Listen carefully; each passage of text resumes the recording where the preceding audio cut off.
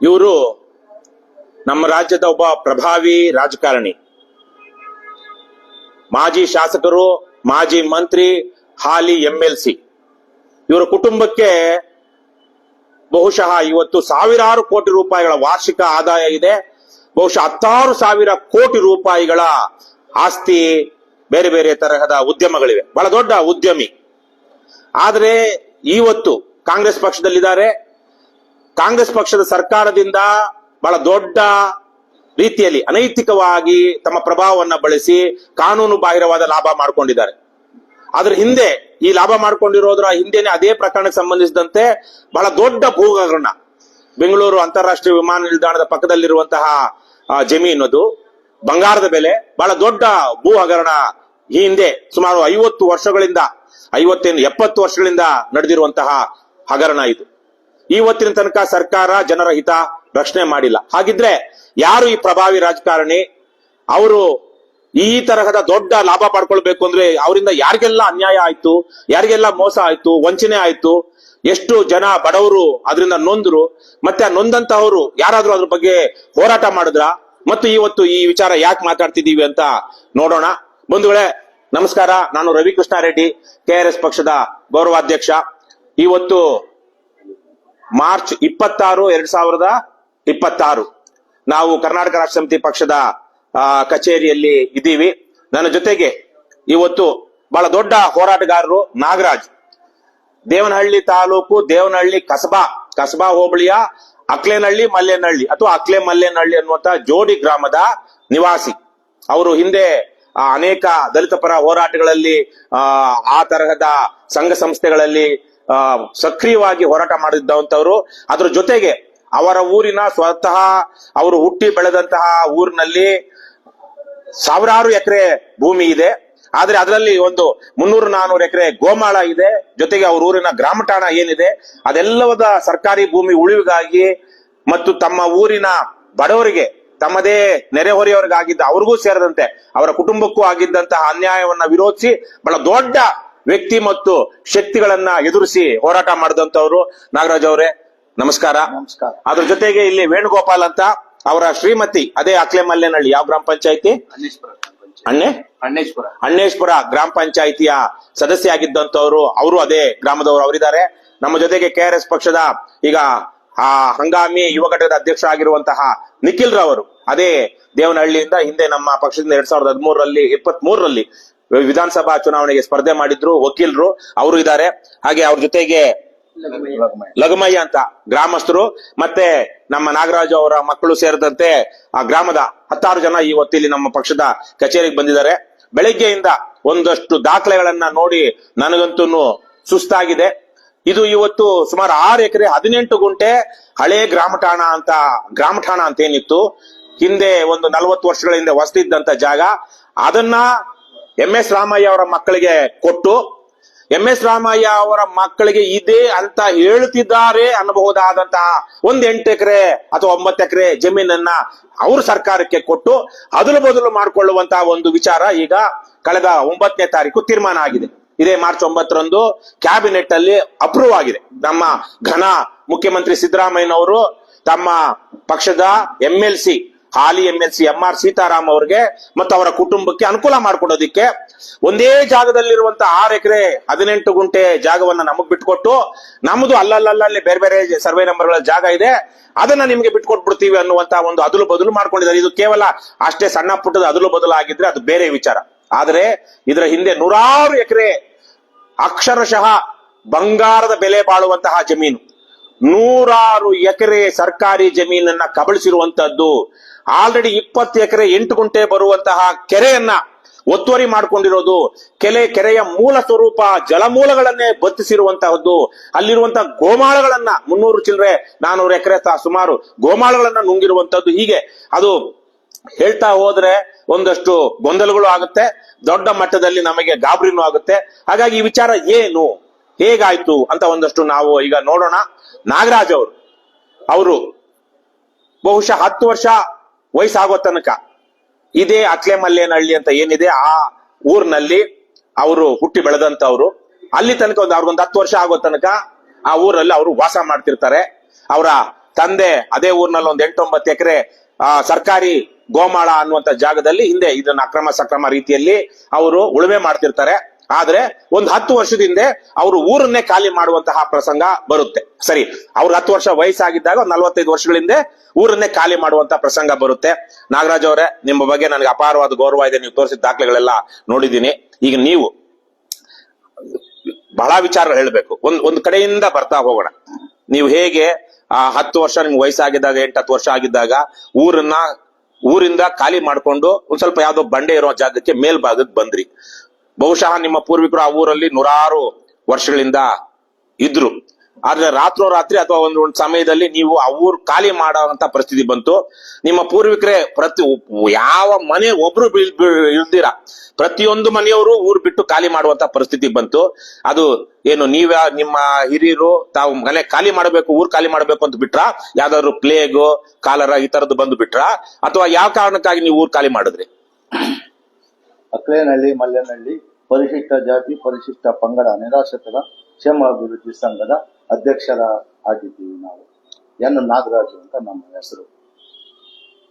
ನಾವು ಹಿಂದೆ 68-70ರಲ್ಲಿ ಗುಡಿಸಲು ಕಟ್ಕೊಂಡು ತಲಾಂತರದಿಂದ ನಾವು ಗುಡಿಸಲು ಮನೆಗಳಲ್ಲಿ ವಾಸ ಮಾಡಿಕೊಂಡು ಆಮೇಲೆ ಹೆಂಚಿನ ಮನೆಗಳು ಕಟ್ಕೊಂಡು ಕಾಲ ಬದಲಾದಂತೆ ನಾವು ವಾಸ ಮಾಡಿಕೊಂಡು ಸರ್ಕಾರಿ ಗೋಮಾಳವನ್ನು ಉಳುಮೆ ಮಾಡಿಕೊಂಡು ಸುಮಾರು 40 ಕುಟುಂಬಗಳು ವಾಸ ಮಾಡಿಕೊಂಡು ಇದ್ದೆವು. ಸ್ವಾತಂತ್ರ್ಯ ಪೂರ್ವದಲ್ಲೇನೆ. ಆಗಿರುವಾಗ 72-73ರಲ್ಲಿ MR ಜಯರಾಮ್ ಬೆಟೋಸರು ಕೃಷ್ಣಪ್ಪನವರು ಮೇಲೆ ಶಾಸಕರು ಎಲೆಕ್ಷನ್ ನಲ್ಲಿ ಚುನಾಯಿಸಿ ಬಂದ್ರೆ ಅದುವರೆಗೂ MS ರಾಮಾಯಣವರು ಅನ್ನೋದು ನಮ್ಗೆ ಗೊತ್ತೇ ಇಲ್ಲ. ಊರಲ್ಲಿ ಬಂದ್ರು, DC AC ಎಲ್ಲ ಕುದಿಸ್ಕೊಂಡು ಬಂದು ಅವ್ರ ಕಾರಲ್ಲೇ ಕುದಿಸ್ಕೊಂಡು ಬಂದ್ರು.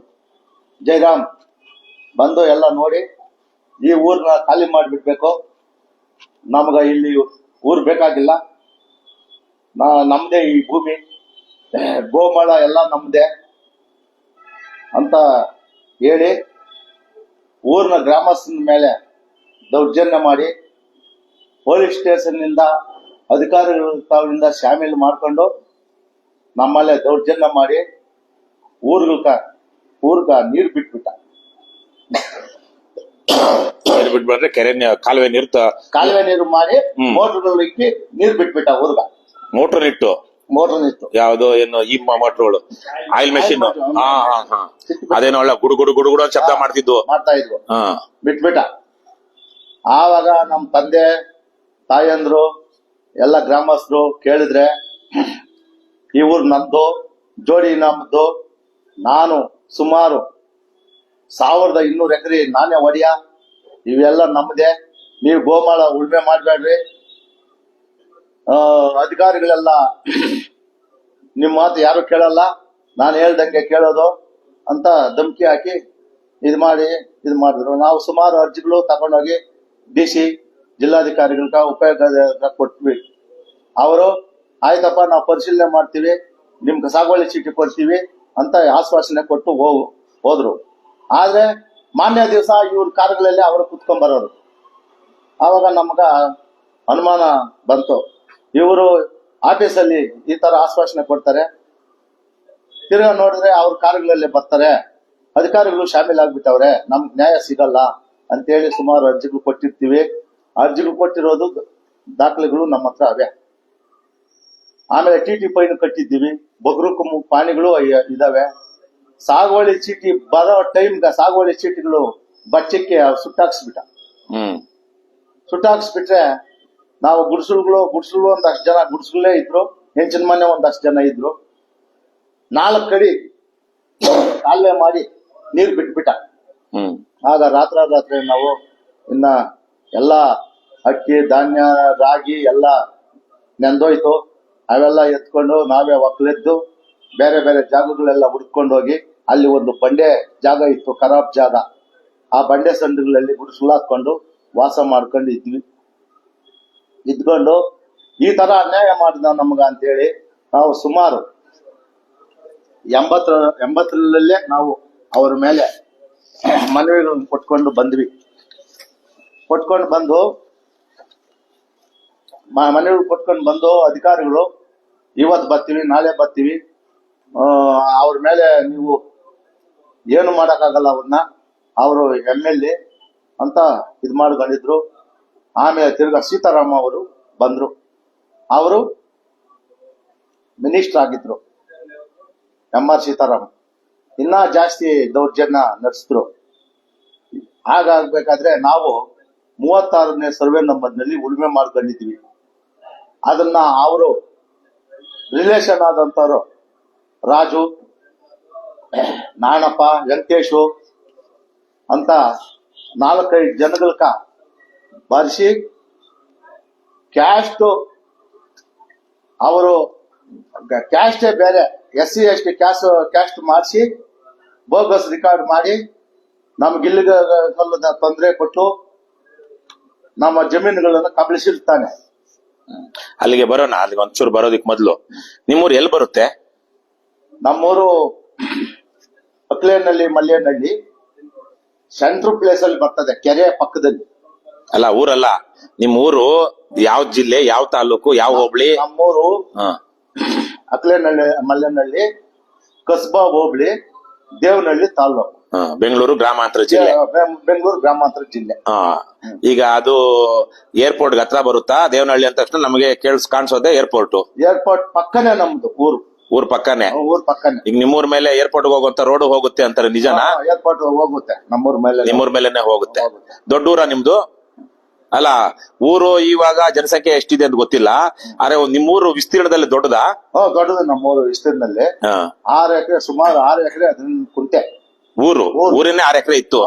ಆದ್ರೆ ಊರವ್ರು ಊರಿಗೆ ಸೇರಿದಂತ ಎಲ್ಲೆ ಗಡಿ ಅದೆಷ್ಟು ಎಕರೆಗಳಿದೆ? ಕೆರೆ 22 ಎಕರೆ ಐತೆ, ಗುಂಡು ತೋಪು 13 ಕುಂಟೆ, ಸರ್ಕಾರಿ ಮಶಾಣ 12 ಗುಂಟೆ, ಸರ್ಕಾರಿ ಬಂಡೆ ಖರಾಬು 10 ಎಕರೆ ಐತೆ.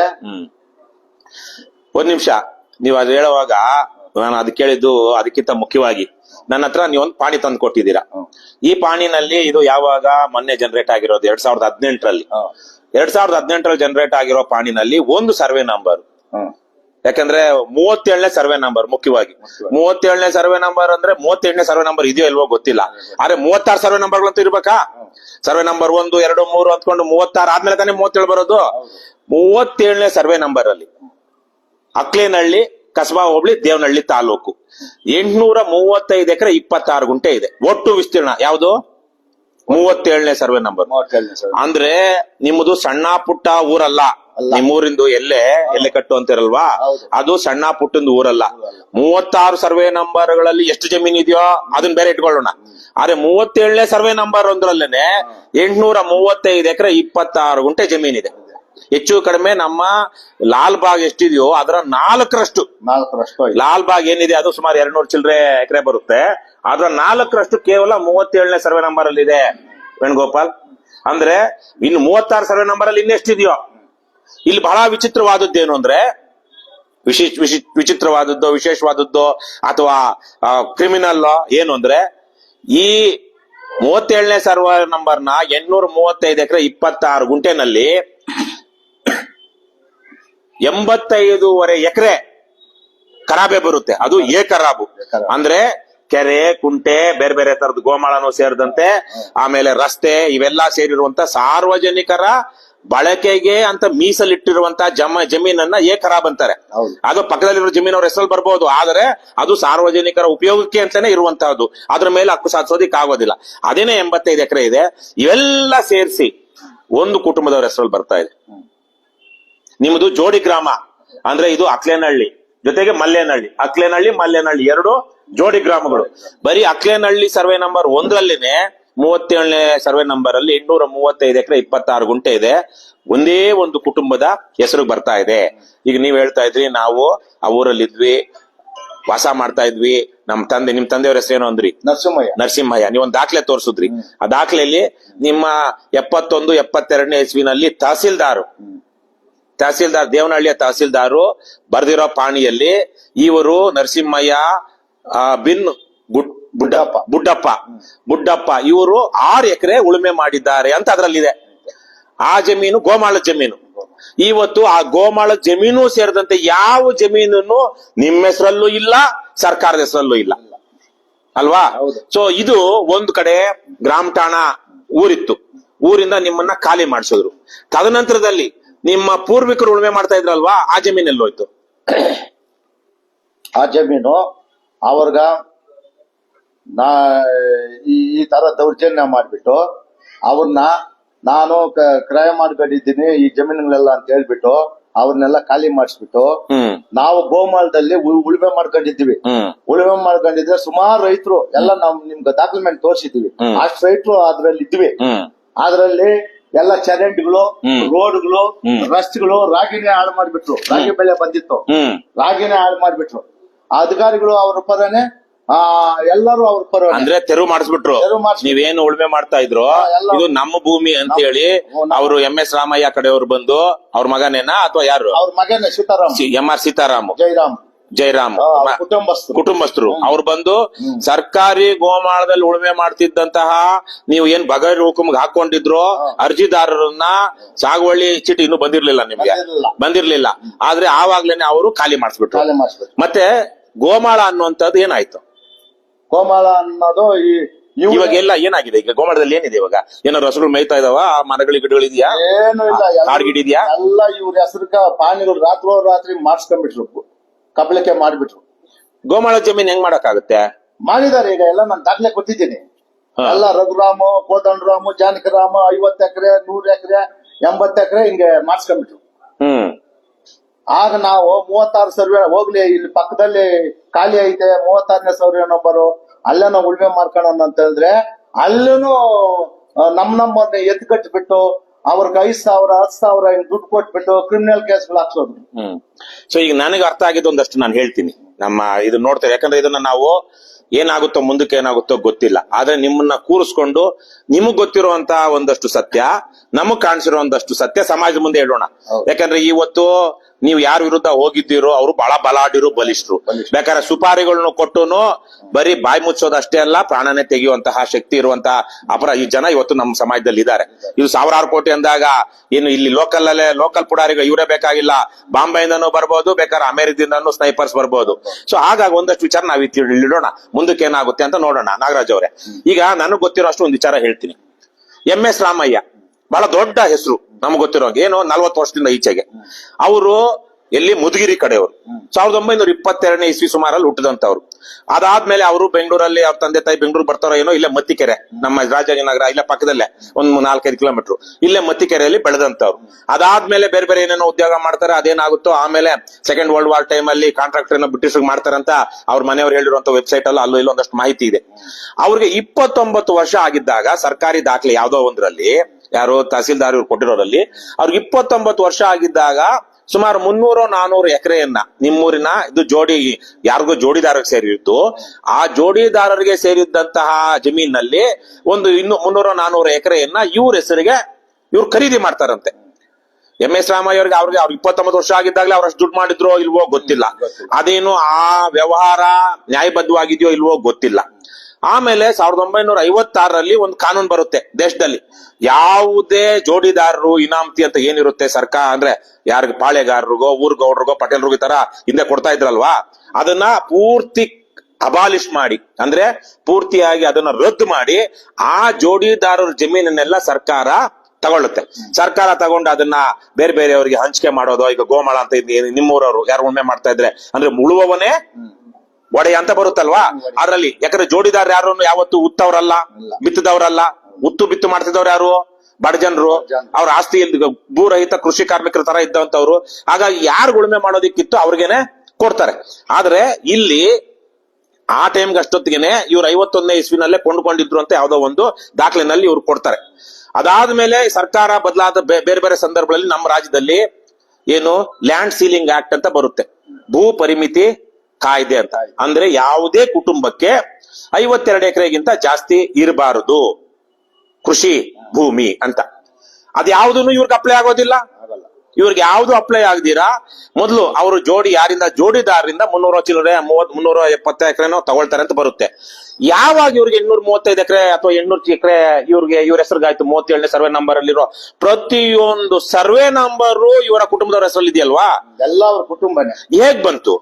ಹೋಗ್ಲಿ, ಒಂದ್ ಕಡೆ ಜೋಡಿದಾರರಿಂದ ತಗೊಂಡ್ರು ಇಟ್ಕೊಳ್ಳೋಣ, ಮಿಕ್ಕಿದ್ 400 ಎಕರೆ ಸರ್ಕಾರ ಕೊಟ್ಟಿರ್ಬೇಕು, ಇಲ್ಲ ಸರ್ಕಾರ ಬಡವ್ರಿಗೆ ಕೊಟ್ಟು. ಈಗ ನಿಮ್ ತಂದೆಯವರು ಅವರೆಲ್ಲ ಉಳುಮೆ ಮಾಡ್ತಾ ಇದ್ರು, ನರಸಿಂಹಯ್ಯನವರು, ಅವ್ರಿಗೆಲ್ಲ ಉಳುಮೆ ಮಾಡ್ತಿದ್ದನ್ನ ಅವ್ರ ಹೆಸರಿಗಾಗಿ ಅವರು ಸರ್ಕಾರ ಗ್ರಾಂಟ್ ಮಾಡಿ ಇವರಿಂದ ಅವ್ರು ತಗೊಂಡಿರ್ಬೇಕು. ಆ ಜೊತೆಗೆ ನೀವು SC ಮತ್ತೆ ST ಸಮುದಾಯಕ್ಕೆ ಸೇರಿರುವಂತವ್ರು ನಿಮ್ಮೂರಲ್ಲಿರೋರು ಆ ಎರಡೇ ಸಮುದಾಯದವ್ರು ಬಿಟ್ಟು ಬೇರೆ ಯಾರು ಇಲ್ಲ ಅಲ್ವಾ? ಹೌದು. ನಿಮ್ಮೂರಲ್ಲಿ ಪರಿಶಿಷ್ಟ ಜಾತಿ ಮತ್ತು ಪಂಗಡಕ್ಕೆ ಸೇರಿದವ್ರು ಬಿಟ್ಟು ಬೇರೆ ಯಾರು ಇಲ್ಲ.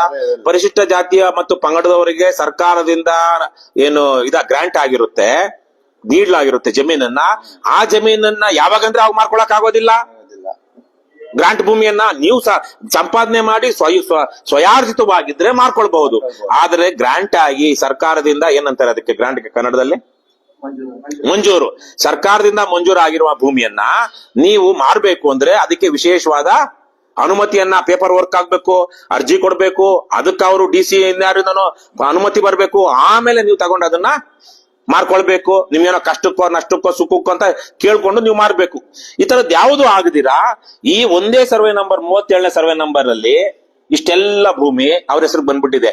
ಈ ವಿಚಾರವಾಗಿ ನಿಮ್ಮ ಹಿರಿಯರು, ಯಾಕಂದ್ರೆ ನೀವಿನ್ನು ಅವಾಗ 10-12 ವರ್ಷ, ನೀವು ಈ ಹೋರಾಟ ಶುರು ಮಾಡಿದ್ದು 95ನೇ ಇಸ್ವಿನಲ್ಲಿ, 88ರಲ್ಲಿ.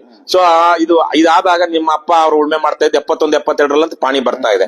ಸೊ ಈ ನಿಮ್ಗೊಂದು 20-25 ವರ್ಷ ಆದ್ಮೇಲೆ ನೀವು ಈ ಹೋರಾಟಕ್ಕೆ ಮುಂದಾಗಿದ್ದು.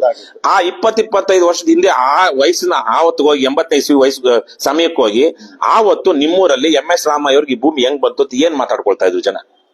ಹೆಂಗ್ ಬಂತು ಅಂದ್ರೆ ಇದೇ ನಮ್ಗ ದಾಖಲ್ಮೆಂಟೇ ನಮ್ಗ ಅಧಿಕಾರಿಗಳು ಶಾಮೀಲಾಗಿ ಆ ದಾಖಲ್ಮೆಂಟೇ ಒದಗಿಸಿಲ್ಲ. ಕಂದಾಯ ಇಲಾಖೆ ಅಧಿಕಾರಿಗಳು ಎಲ್ಲರಪ್ಪಲ್ಲಿ ತಿಮ್ಮಪ್ಪ, ಬಮ್ಮಪ್ಪ, ಮುಗಳಪ್ಪ, ರಾಮಪ್ಪ ಅಂತ ಮಾಡ್ಯವ್ರೆ.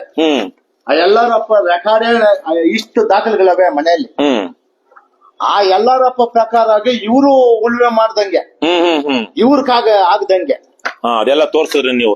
ಅಂದ್ರೆ ಅದು ಮನೆಯಲ್ಲಿ ಐತೆ ಅಲ್ಲ, ಇಲ್ಲಿ ಯಾವ್ದೋ ಒಂದ್ರಲ್ಲಿ ನೀವು ಅವ್ರು ಸೈನ್ ಮಾಡಿರೋ ತೋರ್ಸಿದ್ರಿ. ಯಾರ್ಯಾರ ಹೆಸರಲ್ಲೋ ಸೈನ್ ಇದೆ, ಆದ್ರೆ ಅವ್ರ ಯಾರುನು ಊರವ್ರಲ್ಲ ಅಂತ ಹೇಳಿದ್ರಿ ನೀವು. ಆಮೇಲೆ ಆ ತರ ಸೈನ್ ಇವರೇ ಸುಳ್ಳು ಸೈನ್ ಮಾಡಿಸ್ಕೊಂಡಿರೋದು ಸಂದೇಹ ಇದೆ ನಮ್ಗೆ ಅಂತ ಹೇಳಿದ್ರಿ ನೀವು. ಸುಳ್ಳು ಮಾಡಿಸ್ಕೊಂಡಿದ್ದಾರೆ ಅಂತ. ಯಾವಾಗ ನಾನು ಕೋರ್ಟ್ ಹೋದ್ನ, ಯಾವತ್ತು ಅವ್ರ ಕೋರ್ಟ್ಗೆ ನೀವು ಹೇಳ್ತೀನಿ ಹಂಗೆ. ಆಮೇಲೆ ನಾವು ಇವರು ಈ TC AC ಇವರೇ ಅವ್ರ ಕಾರುಗಳಲ್ಲೇ ಕುದಿಸ್ಕೊಂಡ್ ಬರಕ್ ಶುರು ಮಾಡಿದ್ರು. ನಮ್ ನ್ಯಾಯ ಸಿಕ್ಕಲ್ಲ ಅಂತ ಹೇಳ್ಬಿಟ್ಟು ಅರ್ಜಿ ತಕೊಂಡೋದ್ರು. ಕಸ್ಬಿಟ್ಟು ಎಸೆಯೋರು ನಮ್ನ ದೇವನಹಳ್ಳಿ ತಾಲೂಕ್ ಆಫೀಸಾಗ. ಆ ಟಾಂಪೆಂಡ್ ಕೂಡ ಅವ್ರ ಮೇಲೆ ನೀವು ಫೈಟ್ ಮಾಡಕ್ ಆಗಲ್ಲ, ನಿಮ್ಮ ಮನೆಗೆ ಹೋಗ್ರಿ ಅಂತ ಅಂದ್ರು. ನಮ್ಗ 30 ವರ್ಷದಿಂದೇನೆ 40 ವರ್ಷದಿಂದ 88ರಲ್ಲೇ. ಆಗ ನಾವು ಇವ್ರಿಗೆಲ್ಲಾ ಮನವಿಗಳು ಕೊಟ್ವಿ, ಏನು ಕ್ರಮ ತಗೊಂಡಿಲ್ಲ. ತಗೊಂಡಿದ್ದೀವಿ ಅಂತ ಸುಳ್ಳು ರಿಪೋರ್ಟ್ಗಳು ಬರ್ದ್ರು ಇವರು AC DC ಇವರೆಲ್ಲ. ಆಗ ನಮ್ಗೆ ವಿಧಿ ಇಲ್ದಿರೇನೆ ಆ ಕಾಲದಲ್ಲೇ ನಾವು ರಾಷ್ಟ್ರಪತಿಗ, ಪ್ರಧಾನ ಮಂತ್ರಿಗ, ಅವಾಗ VP Singhu, PV Narasimha Rao, KR ರಾಷ್ಟ್ರಪತಿ ಅವರು KR ನಾರಾಯಣನ್ ಅವ್ರಿಗ ನಾವು ಮನವಿಗಳು ಕೊಟ್ವಿ.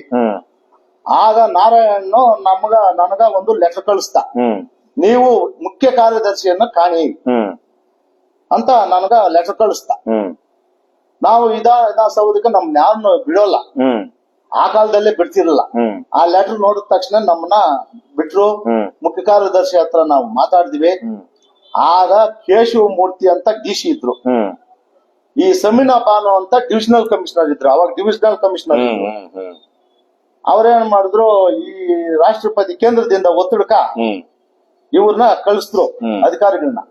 ಬಂದು ನಾವೇ ಖುದ್ದು ನಿನ್ನ ಜೊತೆಲಿ ಇದ್ಕೊಂಡು ಕಲ್ಲುಗಳೆಲ್ಲ ಉಣಿಸ್ತೀವಿ. ಕೆರೆ, ಮಶಾಣ, ಗುಂಡು ತೋಪು, ರಸ್ತೆಗಳು, ಕಲ್ಲು ಬಂಡೆ. ಯಾವಾಗಿದು 2012ರಲ್ಲಿ? 12ರಲ್ಲಿ ಇನ್ನು ಅದಕ್ಕಿಂತ ಮೊದ್ಲೇ ಮಾಡಿಸಿದ್ರಿ? ಅದಕ್ಕಿಂತ ಮೊದ್ಲೇ 2000ರಲ್ಲಿ ಮಶಾಣ ಎಲ್ಲ ಗುರ್ತು ಮಾಡಿಸ್ತೀವಿ, ರಸ್ತೆಗಳು ಮಾಡಿಸ್ತೀವಿ, ಕಲ್ಲು ಬಾವಿಗಳು, ದೇವಸ್ಥಾನಗಳು, ಅಂದ್ರೆ ಊರಿನ ಹಾ. ಏನು ಸಾರ್ವಜನಿಕ ಸ್ವತ್ತು ಏನಿತ್ತು, ಹಾ. ಸ್ಮಶಾನ, ಹಾ. ಕೆರೆ, ಹಾ. ದೇವಸ್ಥಾನ, ಹಾ. ರಸ್ತೆಗಳು ರಸ್ತೆಗಳು. ಇವೆಲ್ಲ ಗುರುತು ಮಾಡಿಸಿದ್ರಿ. ಮಾಡಿಸ್ತೀವಿ. ಹಾ ಈ ಗೋಮಾಳ ಹೇಳಕ್ ಹೋದ್ರೆ ಅದು ಎಲ್ಲ ಅವ್ರಿಗೆ ಆಗೋಗ್ಬಿಟ್ಟದ್ರಿ. ಹ್ಮ್ ನೀವು ಇದು ಒತ್ತಡ ಬಂದಿರೋದ್ರಿಂದ ಇದು ನಾವು ಮಾಡ್ತೀವಿ ಮಾಡ್ತೀವಿ ಅಂತ ಅಂದ್ರು. ಹೇಳಿದ್ರು. ಅದಕ್ಕೆ ಬರೋದಕ್ಕೆ ಮೊದ್ಲು ಒಂದು ವಿಚಾರ, ನಿಮಗೆ ನೀವು ಈ ಹೋರಾಟಕ್ಕೆ ಹೆಂಗ್ ಬಂದ್ರಿ? ಏನ್ ಪ್ರೇರಣೆ? ನೀವು ಯಾರ್ಯಾರ ಜೊತೆ ಎಲ್ಲ ಕೆಲಸ ಮಾಡಿದ್ದೀರ ನೀವು? ಯಾಕಂದ್ರೆ ನೀವು ಸಾಮಾನ್ಯ ಒಂದು ಗ್ರಾಮದ ಒಬ್ಬ ಬಡ ಭೂರಹಿತ ಕೃಷಿ ಕಾರ್ಮಿಕನ ಅಥವಾ ಬಡ ರೈತನ ಮಗ. ನಿಮ್ ತಂದೆಯವರ ಹೆಸರಲ್ಲಿ ಏನು ಜಮೀನಿಲ್ಲ ಇವಾಗ. ಹೌದು. ನೀವು ಒಬ್ಬ ಹಳ್ಳಿ ಗಮಾರ. ಅದು ದೇವನಹಳ್ಳಿ ಅಂದ್ರೆ ಒಂದ್ ಕಾಲದಲ್ಲಿ ಸ್ವಲ್ಪ ದೂರನೇ. ಇವತ್ತು ಬೆಂಗಳೂರಿಗೆ ಹತ್ರ ಆಗಿರ್ಬೋದು. ತುಂಬಾ ಏನು ಹತ್ರದ ಬೆಂಗಳೂರು ಇದೇನು ಅಲ್ಲ. ನೀವು ಯಾರ್ಯಾರ ಜೊತೆ ಸೇರಿದ್ದಕ್ಕೆ ನಿಮ್ಗೆ ಈ ತರ ಹೋರಾಟ ಮಾಡ್ಬೇಕು ಅಂತ ಜ್ಞಾನ ಬಂತು? ನಮ್ಮ DSS ಅಂತ ಕಟ್ಟಿದ್ವಿ. ಅದ್ರಲ್ಲಿ ನಮ್ ಪ್ರೊಫೆಸರ್ ಕೃಷ್ಣಪ್ಪನವ್ರು ಇದ್ರು. ಬಿ ಕೃಷ್ಣಪ್ಪ ಅವರು. ಬಿ ಕೃಷ್ಣಪ್ಪನವ್ರು ಅಲ್ಲಿಂದ ಬಂದಿದ್ ನೀವು? ಹಿರಿಯರು.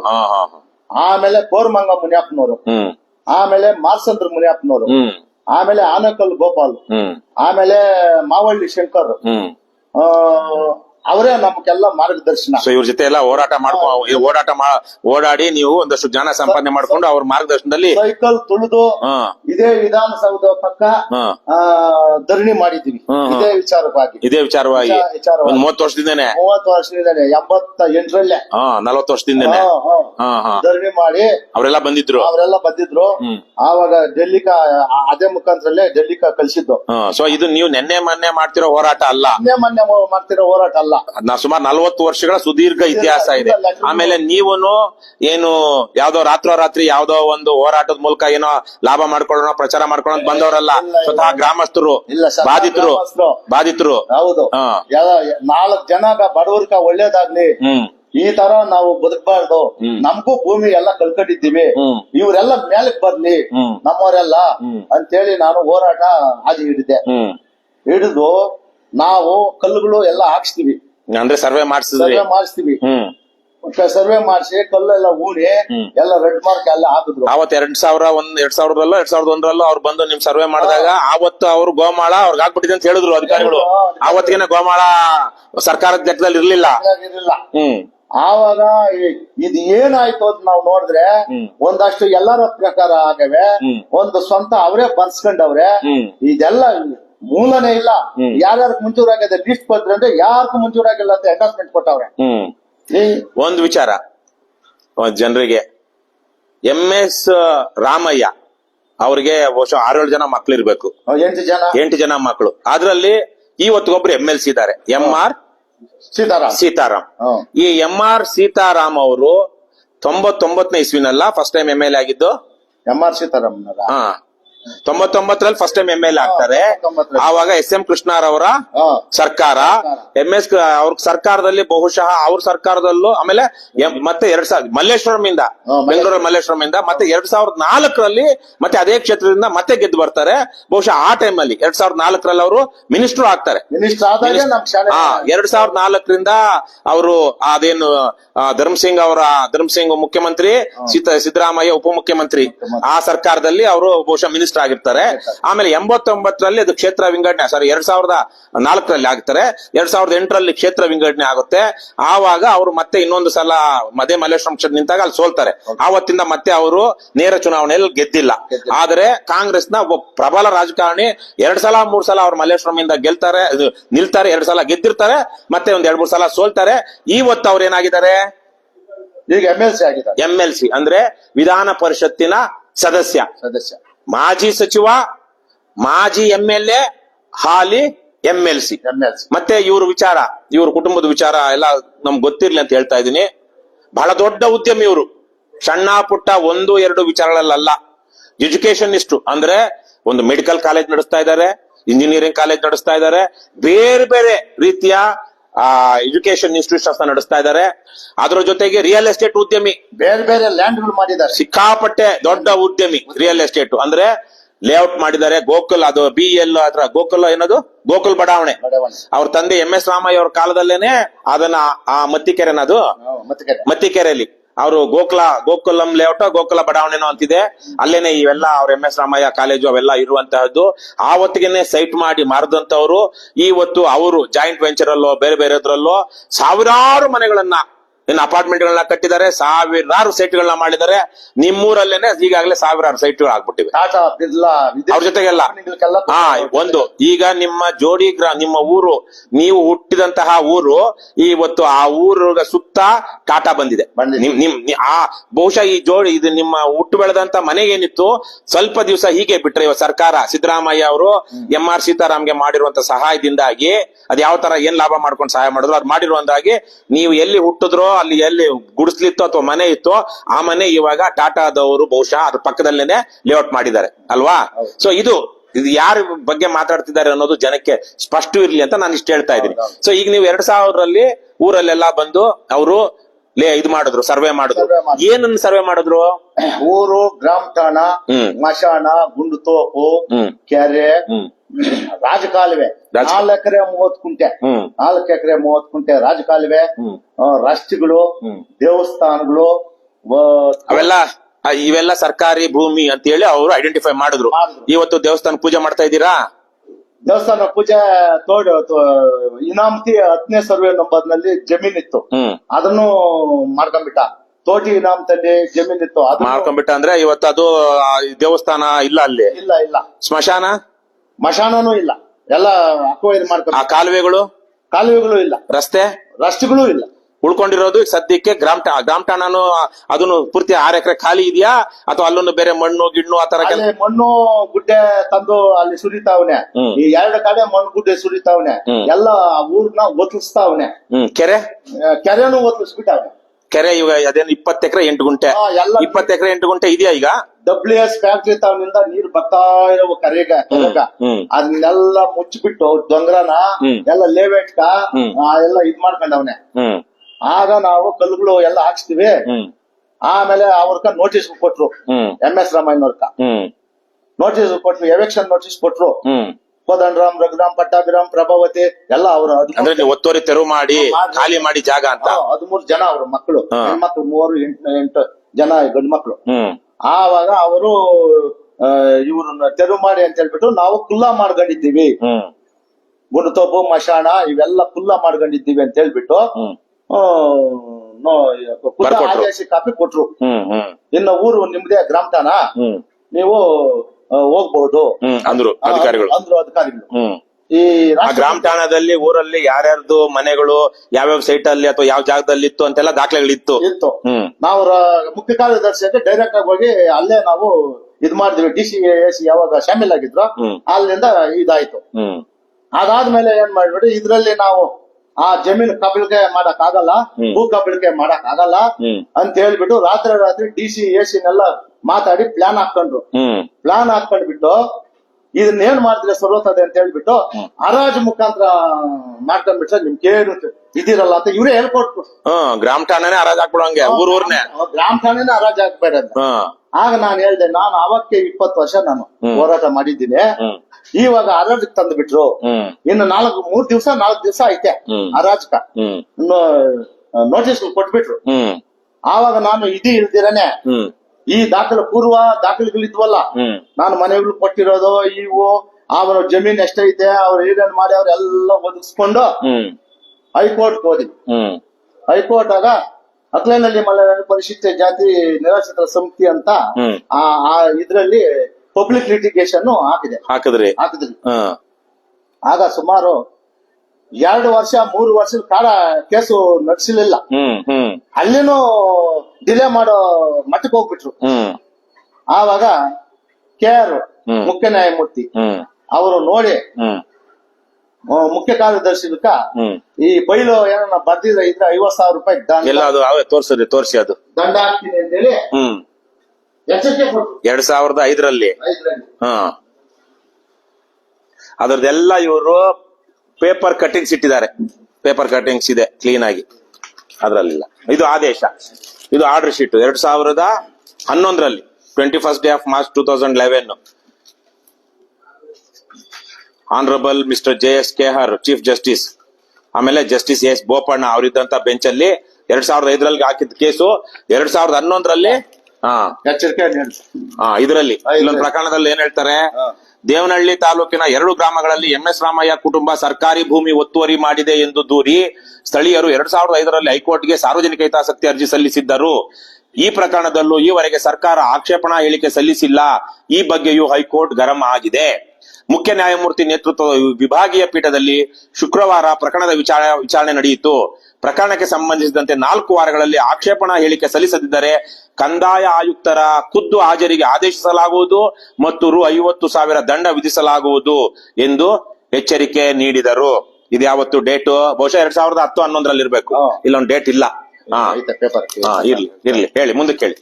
ಆಮೇಲೆ ಘನ ನ್ಯಾಯಾಲಯ ನಮ್ಮ ಪರವಾಗಿ ಆದೇಶ ಮಾಡಿತು. 6 ತಿಂಗಳೊಳಗಾಗಿ ಹೋಗಿ ಎಲ್ಲ ಖುಲ್ಲ ಮಾಡಿಸಿ ನಾಮಫಲಕ ಹಾಕ್ಸಿ ಅಂತ ಹೇಳ್ಬಿಟ್ಟು ಆದೇಶ ಆಯ್ತು. ಆಗ LC ನಾಗರಾಜ್ ತಹಶೀಲ್ದಾರ್ ಅವರು LC ನಾಗರಾಜ್ ಅವರು ಇದ್ರು. ಅವರು ನಮ್ಮ ಗ್ರಾಮಕ್ಕೆ ಭೇಟಿ ನೀಡಿದ್ರು 2011ರಲ್ಲಿ.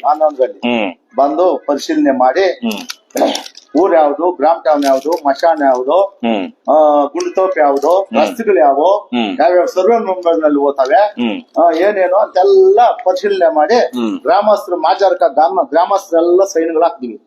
ಹಾಕಿ ಎಲ್ಲ ಮಾಡಿ ಫುಲ್ ಆದೇಶ ಮಾಡಿದ್ರು. ಇಲ್ಲಿ ಪೇಪರ್ ಅಲ್ಲಿ ಬಂದಿದೆ. ಯಾವ ಪೇಪರ್ ಇದು ಅಂತ ಗೊತ್ತಾಗಿಲ್ಲ. ಸುವರ್ಣ ಕರ್ಣ ಒತ್ತುವರಿ 37 ಎಕರೆ ಮರುವಶ. ದೇವನಹಳ್ಳಿ ವಿಮಾನ ನಿಲ್ದಾಣ ಸಮೀಪ ಜಮೀನನ್ನು ತೆರವುಗೊಳಿಸಿದ ತಹಸೀಲ್ದಾರ್ ಸಿಬ್ಬಂದಿ ಅಂತಿದೆ.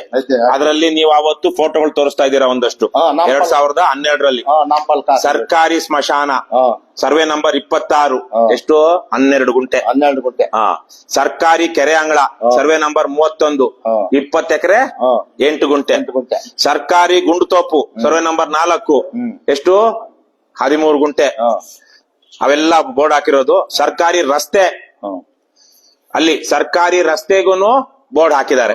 ಆಮೇಲೆ ಗ್ರಾಮ ಠಾಣ ಅಂದ್ರೆ ನೀವೆಲ್ಲ ಹುಟ್ಟಿ ಬೆಳೆದಂತ ಜಾಗ, ನಿಮ್ಮ ಪೂರ್ವಿಕರು ವಾಸ ಮಾಡ್ತಿದ್ದಂತ ಜಾಗ, ಅದು 6 ಎಕರೆ 18 ಗುಂಟೆ ಅಂತ ಆವತ್ತು ಬೋರ್ಡ್ ಹಾಕಿದ್ರು.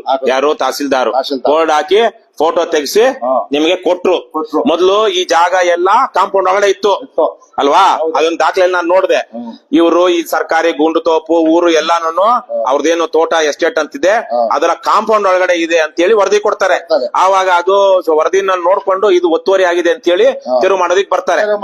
ಈಗ ಸರಿ, ಈಗ ನಾನು ಇಷ್ಟೆಲ್ಲ ಹೇಳಿದ್ವಿ ನಾವು, ನೀವೆಲ್ಲ ಸೈನ್ ಮಾಡಿದ್ರೆ ಅವತ್ತು ಅದಕ್ಕೆಲ್ಲ ಇಷ್ಟು ಸೈನ್ ಮಾಡಿ ಗ್ರಾಮಸ್ಥರು ಅವತ್ತೆಲ್ಲ ತೆರವು ಮಾಡಿದಾಗ 37 ಎಕರೆ ಏನಿದೆ ಕೆರೆನೂ ಸೇರಿ 6 ಎಕರೆ ಇದು ಎಲ್ಲ ಸೇರಿ 37. ನೀವೇನು ಆಮೇಲೆ ಜಾಸ್ತಿನೂ ಇತ್ತು ಅಂದ್ರೆ 37 ಎಕರೆ ಮರುವಶ ಅಂತ. ಅದಾದ್ಮೇಲೆ ಇವತ್ತು ನನ್ನ ಪ್ರಶ್ನೆ ಇರುವಂತದ್ದು, ಇದರಲ್ಲಿ ಈ ಬೋರ್ಡ್ಗಳು ಇದೆಯಾ ಊರಲ್ಲಿ? ಈಗ ಇಲ್ಲ, ಎಲ್ಲ ಕಿತ್ತಾಕ. ಯಾರು? ಅವರೇ ಅಲ್ಲ. ಇದೇನೋ ಪಾಪ ಈ ಕಲ್ಲಿಂದ ಅಥವಾ ಇದು ಮರದ್ದ? ಕಬ್ಬಿಣದ ಕೆಜಿ ಎಷ್ಟು ಇವತ್ತು? 50 ರೂಪಾಯಿ ಏನು ಇರ್ಬೇಕಲ್ವಾ? ಯಾರೋ ಕಳ್ರು ಕದ್ಕೊಂಡು ಹೋಗಿರ್ಬೋದು. ಇವರೇ ಕಿತ್ತಾಕ್ಸ್ಬಿಟ್ಟಾವ. ಟಾಟಾ ಬಿರ್ಲಾ ಕೊಟ್ರ ವಿದೇಶ ಕಂಪನಿ ಕೊಟ್ರಲ್ಲ, ಯಾಕೆ ಕಿತ್ತಾಕ್ಸಿದ್ದು? ಇವ್ರು MS ರಾಮಯ್ಯ. ಯಾಕೆ ಕಾಣಿಸ್ತವೆ? ಅಂದ್ರೆ ಬೇರೆ ಯಾರಿಗೋ ಅವ್ರ ಜಾಯಿಂಟ್ ವೆಂಚೂರ್ ಅಥವಾ ಇನ್ಯಾವ್ದೋ ರಿಯಲ್ ಎಸ್ಟೇಟ್ ಅವ್ರನ್ನ ಕರ್ಕೊಂಡ್ ಬಂದಾಗ ಅವ್ರ ಇವೆಲ್ಲ ನೋಡಿದಾಗ ರೇಟ್ ಬರೋದಿಲ್ಲ, ಇಲ್ಲೇನೋ ತಕರಾರಿದೆ, ಇಲ್ಲಿ ಅದಡ್ಡ ಇದೆ ಇದಡ್ಡ ಇದೆ, ಇವ್ರೇನೋ ಕೊಟ್ಟಿರ್ತಾರಲ್ವಾ, ಅದಕ್ಕೆ ತೊಂದ್ರೆ ಆಗಬಾರ್ದು.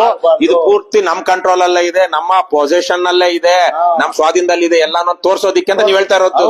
ಅದು ನಾನು ಅಂತ ಅನ್ಕೊಂಡಿದ್ದೀನಿ ಅಲ್ವೇನಪ್ಪ? ಸೊ ಇದು ಇವತ್ತು ಇವ್ ಯಾವ ಬೋರ್ಡ್ಗಳು ಇಲ್ಲ. ನೀವ್ ಯಾಕೆ ಕಂಪ್ಲೇಂಟ್ ಕೊಡ್ಲಿಲ್ಲ? ಈ ತರ ಬೋರ್ಡ್ಗಳೆಲ್ಲ ಕಿತ್ತಾಕಿದ್ರು, ಇದು ಸರ್ಕಾರಿ ಕೆಲಸಕ್ಕೆ ಅಥವಾ ಇದೇನೋ ಕ್ರಿಮಿನಲ್ ಆಕ್ಟ್ ಅಂತ ಕಂಪ್ಲೇಂಟ್ ಏನಾದ್ರು ಮಾಡಿದ್ರಾ? ಮಾಡಿಲ್ಲ. ಇದಕ್ ಮಾಡಿಲ್ಲ. ಅಧಿಕಾರಿಗಳಿಗೆಲ್ಲ ಕೊಟ್ಟಿದ್ದೀರಿ, ಆದ್ರೆ ಅಧಿಕಾರಿಗಳು ಮಾಡಲ್ಲ. ಅಧಿಕಾರಿಗಳು ಬಿಜೆಪಿ ಗೌರ್ಮೆಂಟ್ ಮಾಡಿಲ್ಲ, JDS ಗೌರ್ಮೆಂಟ್ ಮಾಡಿಲ್ಲ, ಕಾಂಗ್ರೆಸ್ ಗೌರ್ಮೆಂಟ್ ಮಾಡಕ್ ಸಾಧ್ಯನೇ ಇಲ್ಲ. ಮಾಡಿಲ್ಲ. ಇವರು ಪೊಲೀಸ್ನವ್ರಿಗೆ ಕೊಟ್ಟು ಸಿವಿಲ್ ಮ್ಯಾಟ್ರು ಇದು ಆದ್ರೆ ಎಲ್ಲ ಇವತ್ತು ಬಹುತೇಕ ಪೊಲೀಸ್ ಸ್ಟೇಷನ್ಗಳು ಎಲ್ಲ ರಿಯಲ್ ಎಸ್ಟೇಟ್ ಅಡ್ಡಗಳಾಗ್ಬಿಟ್ಟಿವೆ. ಇಂತ ಯಾವ್ದಾದ್ರು ಸೈಟ್ ಇಂದ ಜಮೀನಿಂದ ಸಮಸ್ಯೆ ತಗೊಂಡೋದ್ರೆ ತಕ್ಷಣಕ್ಕೆ ಅವ್ರನ್ನ ಕರೆಸಿ ಕೂತ್ಕೊಂಡು ಎಲ್ಲ ಡೀಲ್ ಮಾಡಿ ಎಲ್ಲ ಪಾಪ ಅವರೇ ಜಡ್ಜು ಅವರೇ ಇದು ಮಾಡಿ ತೀರ್ಮಾನ ಕೊಡ್ತಾ ಇದಾರೆ. ನಿಮ್ದು ಯಾಕೆ ಸಿವಿಲ್ ಮ್ಯಾಟ್ರ್ ಅಂತಾರೆ? ಸಿವಿಲ್ ಮ್ಯಾಟ್ರು ಅಂತಾರೆ. ದೊಡ್ಡ ಇದಂತಲ್ಲ. ಅಥವಾ ದೊಡ್ಡವ್ರದ್ದು ಅಂತಲಾ? ನ್ಯಾಯಕ್ಕೆ ಹೋಗ್ರಿ. ಹಾ? ದೊಡ್ಡವ್ರು ನಾನು ಹೇಳಿದ್ದು ಗೊತ್ತಾಯ್ತಲ್ವಾ ನಿಮ್ಗೆ? ಹೌದು. ಈಗ ನಿಮ್ದೇ ಪಕ್ಕ ಸೈಟ್ ಅವ್ರು ಕಿತ್ತಾಡ್ಕೊಂಡ್ರೆ ಕೋರ್ಟ್ ಅದಕ್ಕೆ ಹೋದ್ರೆ ಅದಕ್ಕೆ ಸಿವಿಲ್ ಮ್ಯಾಟರ್ ಅನ್ನೋದಿಲ್ಲ. ಏನಂತಾರೆ ಅದಕ್ಕೆ? ಕರ್ಕೊಬಾರ ಬೋಳಿ ಮಗನ್ನ, ಹೌದು. ಈಗ ಬರ್ಲಿಲ್ಲ ಅಂದ್ರೆ ಅರ್ಧ ಗಂಟೆ ಎತ್ತಾಕೊಂಡ್ಬಿಡ್ತೀನಿ ಅಂತಾರೆ. ಮಾಡ್ಕೊಂಡ್ ಬಂದು ಆಮೇಲೆ ನಿಮ್ಮ ಹತ್ರ ಒಂದ್ 10,000 ಅವನ ಹತ್ರ ಒಂದ್ 50,000 ತಗೊಂಡು ಕಳಿಸ್ತಾರೆ. ಇದಕ್ಕೆ 106 ಎಕರೆ ಸರ್ಕಾರಿ ಭೂಮಿ, ಅದ್ರಲ್ಲಿ 37 ಎಕರೆ ವಶಪಡಿಸ್ಕೊಂಡಿರೋದ್ರಲ್ಲಿ ಅದ್ರಲ್ಲೇನೆ ಇವತ್ತು ನಾನು ಮೊನ್ನೆ ನಿಮ್ ಊರಿಗೆ ಬಂದಿದ್ದೆ. ನಾವು ನಮ್ಮ ನಿಖಿಲ್ ಒಂದಷ್ಟು ಜನ ನಾವೆಲ್ಲ ನಮ್ಮ ಪಕ್ಷದ ಅಧ್ಯಕ್ಷರು ದೀಪಕ್ ಅವರೆಲ್ಲ ಬಂದಿದ್ವಿ. ನಾವು ಅವತ್ ಬಂದಾಗ ನಾವು ನೋಡಿದ್ವಿ ಕೆರೆ ಪೂರ್ತಿ ಆ ಕಡೆ ಈ ಕಡೆ ಒತ್ತುವರಿ ಆಗಿದೆ. ಕೆರೆನಲ್ಲಿ ರಸ್ತೆ ಆಗ್ಬಿಟ್ಟಿದೆ. ಇದನ್ನ ರಕ್ಷಣೆ ಮಾಡ್ಬೇಕಾಗಿದ್ದವ್ರು ಏನ್ ಮಾಡ್ತಾ ಇದಾರೆ ಇವಾಗ? ಮೊದ್ಲು ಹಂಗೆ ಮಾಡಿದ್ದ ನಮ್ ಗ್ರಾಮಕ ರಸ್ತೆನೆ ಬಂದ್ ಮಾಡ್ಬಿಟ್ಟು ಎಲ್ಲ ನೀರಿಗೆ ಬಿಟ್ಟು ಇದೇ ರೀತಿನೇ ಮಾಡ್ತಾ ಇದ್ದಿತ್ತು. ಅವನು ಆತ್ ನಲ್ಕು ತಕ್ಕಟ್ಟಾಗೆ ರೆಡಿ ಮಾಡ್ಕೊಂಡು ವ್ಯವಹಾರಗಳು ಮಾಡ್ಕೊಂತ ಅವನೇ. ಇವಾಗ ನಿಮ್ಮೂರಲ್ಲಿ 835 ಎಕರೆ, ಅದ್ರಲ್ಲಿ ಖರಾಬೆ 85 ಎಕರೆ ಇದೆ. ಮುಂದಕ್ಕೆ ಬರ್ತೀನಿ. ಹೇಳಿ.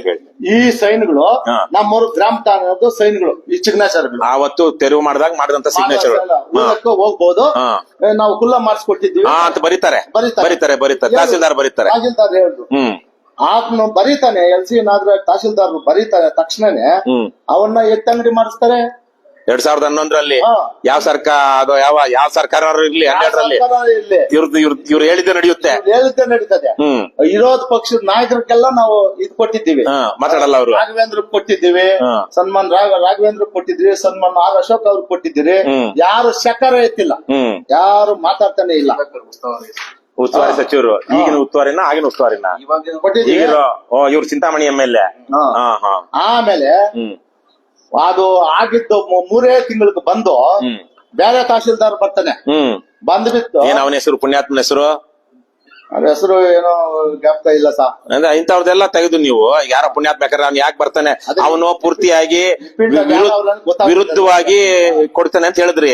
ನೀವ್ ಅಂತವ್ರದೆಲ್ಲ ಫೋಟೋ ಹೊಡ್ಕೊಂಡು ಮನೆಯಲ್ಲಿ ಇಟ್ಟು ಪೂಜೆ ಮಾಡ್ಬೇಕು. ಆಮೇಲೆ ನೋಡಿ ಸರ್, ಇದು ಮಾಜರ್, ಇದು ಯಾರು ಚಿಗ್ನಾಚಾರ್ಯ ಅಲ್ಲ. ಇವ್ರು ಹೇಳ್ತಾ ಇರೋದೇನು ಅಂದ್ರೆ ಅವರೇ ಬೋಗಸ್ ಬಂಧುಗಳೇ. ಈ ನಾಗರಾಜು ಒಬ್ಬ ತಹಸೀಲ್ದಾರು 2012ರಲ್ಲಿ ಹೋಗಿ 32 ಎಕರೆ ಸರ್ಕಾರಿ ಭೂಮಿ ಅಂತ ಏನಿರುತ್ತೆ ಸರ್ಕಾರಿ ಲೆಕ್ಕದಲ್ಲಿ, ಅಂದ್ರೆ ಬೇರೆ ಬೇರೆ ಜಮೀನು ಸರ್ಕಾರಿ ಭೂಮಿನೇ, ಆದ್ರೆ ಅವ್ರ ಹೆಸರು ಆಲ್ರೆಡಿ ಅವ್ರ MS ರಾಮಯ್ಯ ಅವ್ರ ಕುಟುಂಬದ ಹೆಸರಲ್ಲಿ ಬರ್ತಾ ಇರುತ್ತೆ. ಆದ್ರೆ MS ರಾಮಯ್ಯ ಅವರ ಕುಟುಂಬದ ಹೆಸರಿನಲ್ಲಿ ಬರದ 37 ಎಕರೆ ಜಮೀನು ಇನ್ನೂ ಇರುತ್ತೆ. ಆ ಜಮೀನನ್ನ ವಶಪಡಿಸ್ಕೊಳ್ತಾರೆ. ವಶಪಡಿಸ್ಕೊಂಡಾಗ ಊರ್ನವ್ರೆಲ್ಲ ಬಂದು ಸರ್ವೆ ಮಾಡಿ ಅವೆಲ್ಲ ಮಾಡಿ ಇವೆಲ್ಲ ಬೋರ್ಡ್ಗಳಾಗ್ತಾರೆ. ಬೋರ್ಡ್ಗಳಾಗ್ದಾಗ ಅದಕ್ಕೆ ಸೈನ್ ಮಾಡಿದವರು ಊರವ್ರು. ಇಲ್ಲೆಲ್ಲೋ ಬಂತಲ್ಲ ಅದು ಲೆಟ್ರು, ಇದ್ರಲ್ಲಿ ಒಂದ್ ನಿಮಿಷ ನಿಧಾನಕ್ಕೆ ನೋಡೋಣ, ಪರವಾಗಿಲ್ಲ.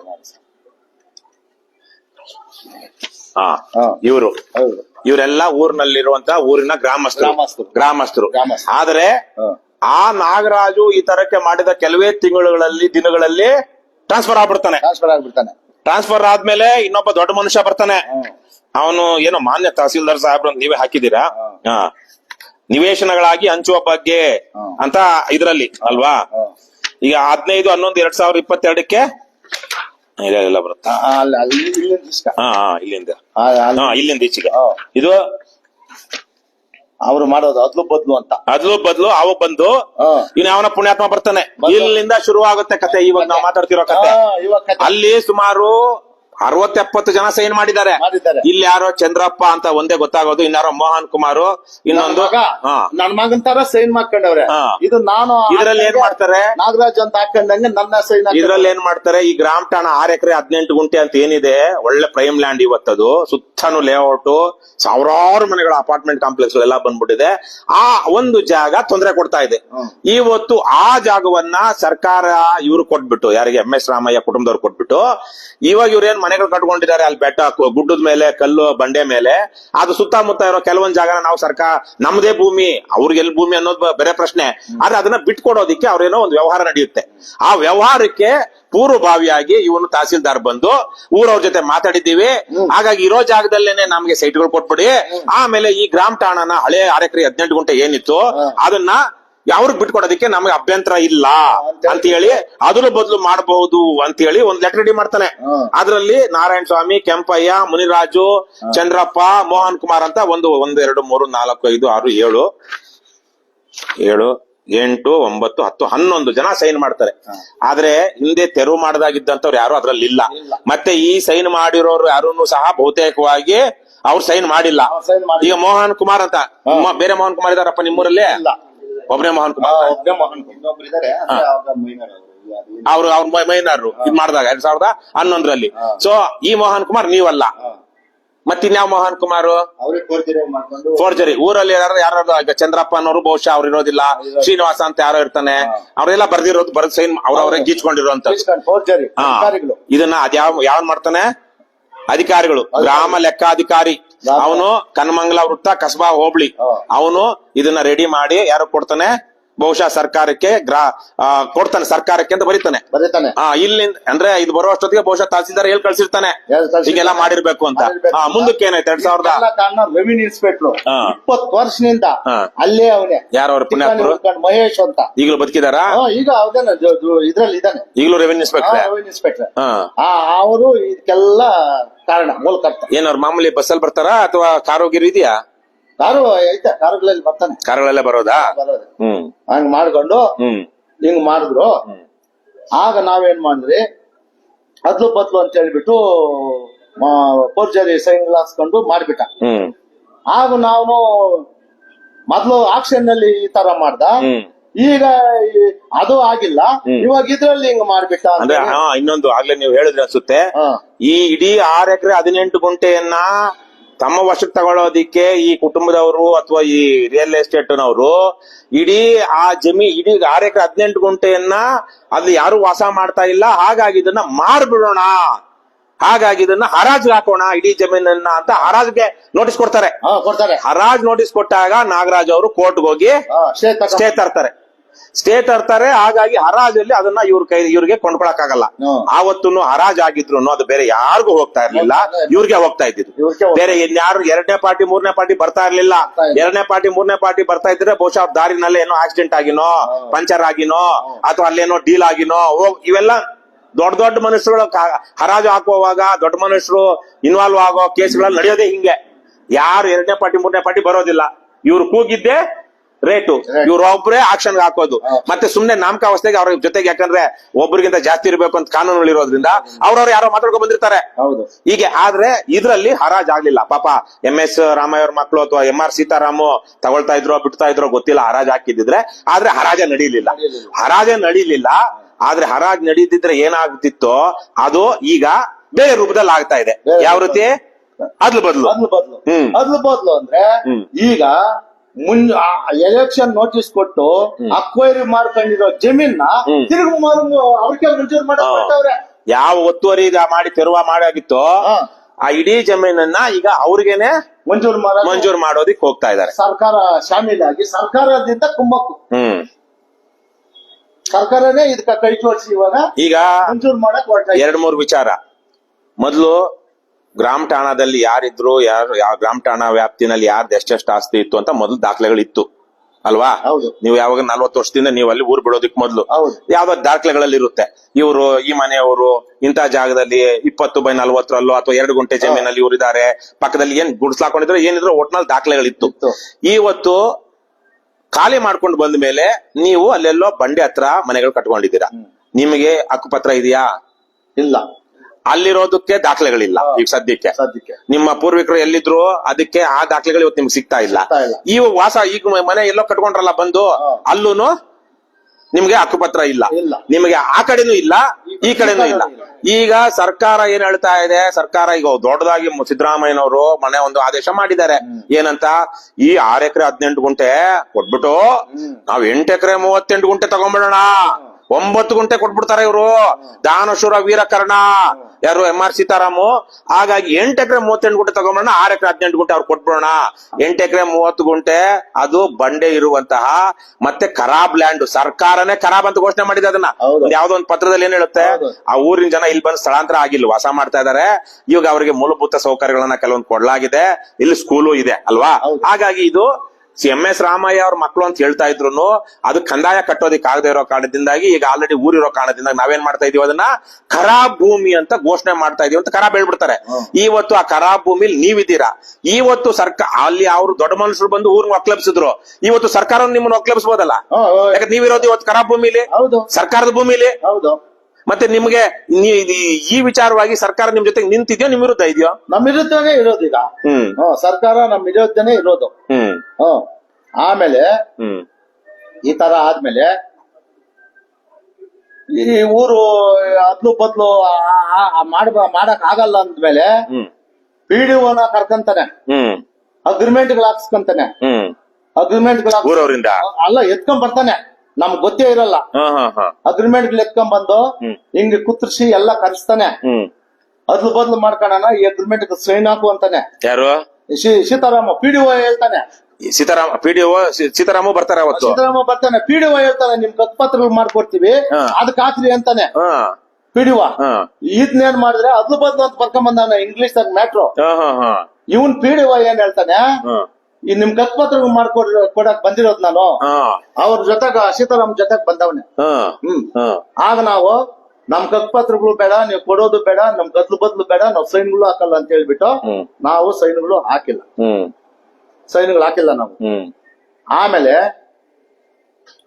ಈ PDO, EO, CO ಇವರೆಲ್ಲ ಶಾಮೀಲ್.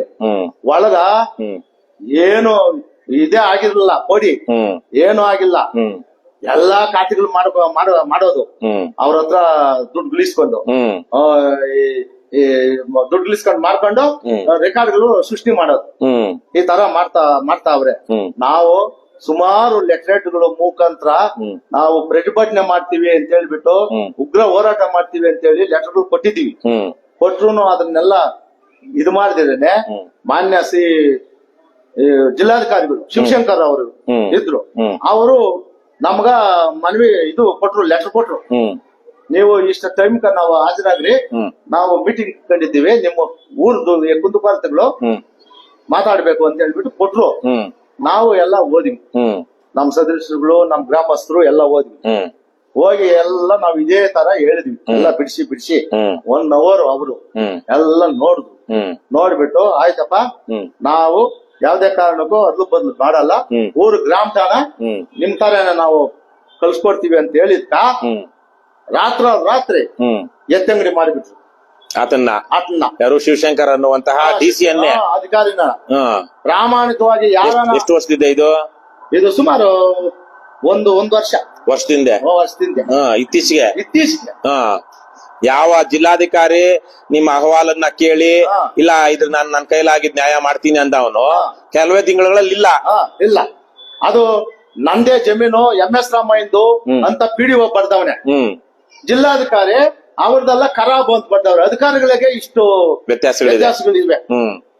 ಅಂದ್ರೆ ದುಡ್ಡು ತಿಂದಿರೋರು, ದುಡ್ಡು ತಿಂದಿ ಇಲ್ದಿರೋರು ಅಂತ ಲೆಕ್ಕ ಹಾಕೋಬೇಕು ನಾವು. ರಿಜಿಸ್ಟ್ರೇಷನ್ ಮಾಡ್ಬಾರ್ದು ಅಂತ ಹೇಳ್ಬಿಟ್ಟು ನಮ್ ಗ್ರಾಮಸ್ಥರೆಲ್ಲ ಅರ್ಜಿಗಳು ಕೊಟ್ಟಿದ್ರೆ ಅದನ್ನ ಕೇರೆ ಮಾಡಿದ್ರ ರಿಜಿಸ್ಟ್ರೇಷನ್ ಈ PDO ಮಾಡ್ತಾನೆ. ಏನು ಈಗ ಆ ವಿಚಾರಕ್ಕೆ ಬರೋಣ. ಈಗ ನಮ್ಮ ವೇಣುಗೋಪಾಲ್ ಇದಾರೆ, ನಿಮ್ ಮನೆಯವರು ಗ್ರಾಮ ಪಂಚಾಯತಿ ಸದಸ್ಯರಲ್ವಾ? ನಿಮ್ಮೂರ್ನವ್ರು ಎಷ್ಟು ಜನ ಸದಸ್ಯರಿದ್ದಾರೆ ನಿಮ್ ಪಂಚಾಯತಿಲಿ? 3 ಜನ. ಗ್ರಾಮ ಪಂಚಾಯತಿಲಿ ಎಷ್ಟು ಜನ ಇದಾರೆ? ಗ್ರಾಮ ಪಂಚಾಯತಿ 19 ಜನ.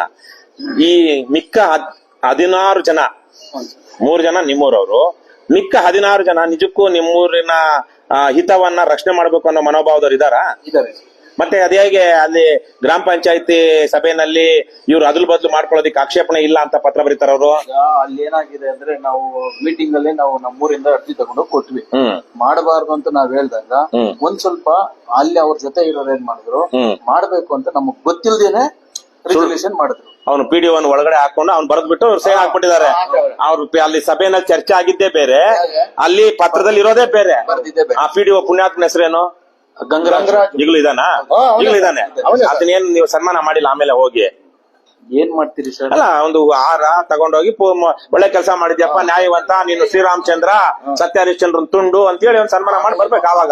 ಅರ್ಜಿಗಳು ಕೊಟ್ಟಿವಿ, ಕೇಳಿದ್ವಿ, ಅದೇನ್ ಗಮನ. ಮತ್ತೆ ಆದ್ರೆ ಆ ಗ್ರಾಮ ಪಂಚಾಯತಿ ಇವಾಗ ಬರ್ಖಾಸ್ತ್ ಆಗೋಗಿದೆ, ಯಾಕಂದ್ರೆ ಗ್ರಾಮ ಪಂಚಾಯತಿ ಅವಧಿ ಮುಗಿದೋಗಿದೆ. ಆ ಗ್ರಾಮ ಪಂಚಾಯತಿ ಸದಸ್ಯರು ಅದಾದ್ಮೇಲೆ ಸೈನ್ ಮಾಡುವಾಗ ಬೇರೆಯವರು ಇದು ತೀರ್ಮಾನ ಆಗಿಲ್ಲ ಆದ್ರೂ ನಿಂಗೆ ಬರ್ದವನೆ ಅಂತ ಹೇಳಿ ಅಬ್ಜೆಕ್ಷನ್ ಮಾಡಿದ್ರ? ನಾವು ಫಸ್ಟ್ ಸೈನ್ಗಳು ಮಾಡ್ಬಿಡ್ತೀವಿ ಸರ್. ಅವತ್ತು ಮೀಟಿಂಗ್ ದಿನ ಸೈನ್ ಮಾಡಿ ಮೊದಲು ಸೈನ್ ಮಾಡ್ಬಿಡ್ತೀರಾ?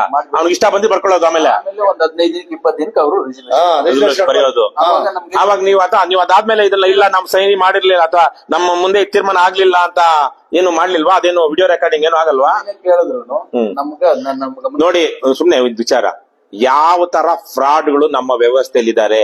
KRS ಪಕ್ಷ ನಾವು ಮೊದ್ಲಿಂದ ಅನ್ನೋದಕ್ಕೆ ಯಾಕೆ ವಿಡಿಯೋ ಮಾಡಿ, ವಿಡಿಯೋ ರೆಕಾರ್ಡಿಂಗ್ ಮಾಡಿ, ವಿಡಿಯೋ ದಾಖಲಿಟ್ಕೊಳ್ಳಿ, ಲೈವ್ ಮಾಡಿ ಅಂತ ಯಾಕೆ ಹೇಳ್ತೀವಿ ಅಂದ್ರೆ ಇದೇ ತರಕ್ಕೆ. ಆವತ್ತು ಇವ್ರ ನಿಮ್ಮ ಮನೆಯವ್ರ ಹೆಸರೇನು? ಪ್ರಭಾವತಿ ವೇಣುಗೋಪಾಲ್ ಅಂತ, ಅವರು ಗ್ರಾಮ ಪಂಚಾಯತಿ ಸದಸ್ಯೆ. ಆವತ್ತು ನಡೆದಿದ್ದೇನು, ಸಭೆ ಆರಂಭ ಆಗೋದಿಕ್ ಮೊದಲು, ಅಂದ್ರೆ ಸಭೆ ಆರಂಭದಲ್ಲಿನೇ ಎಲ್ರದ್ದು ಹಾಜರಾತಿ ಸಹಿ ಇರುತ್ತೆ.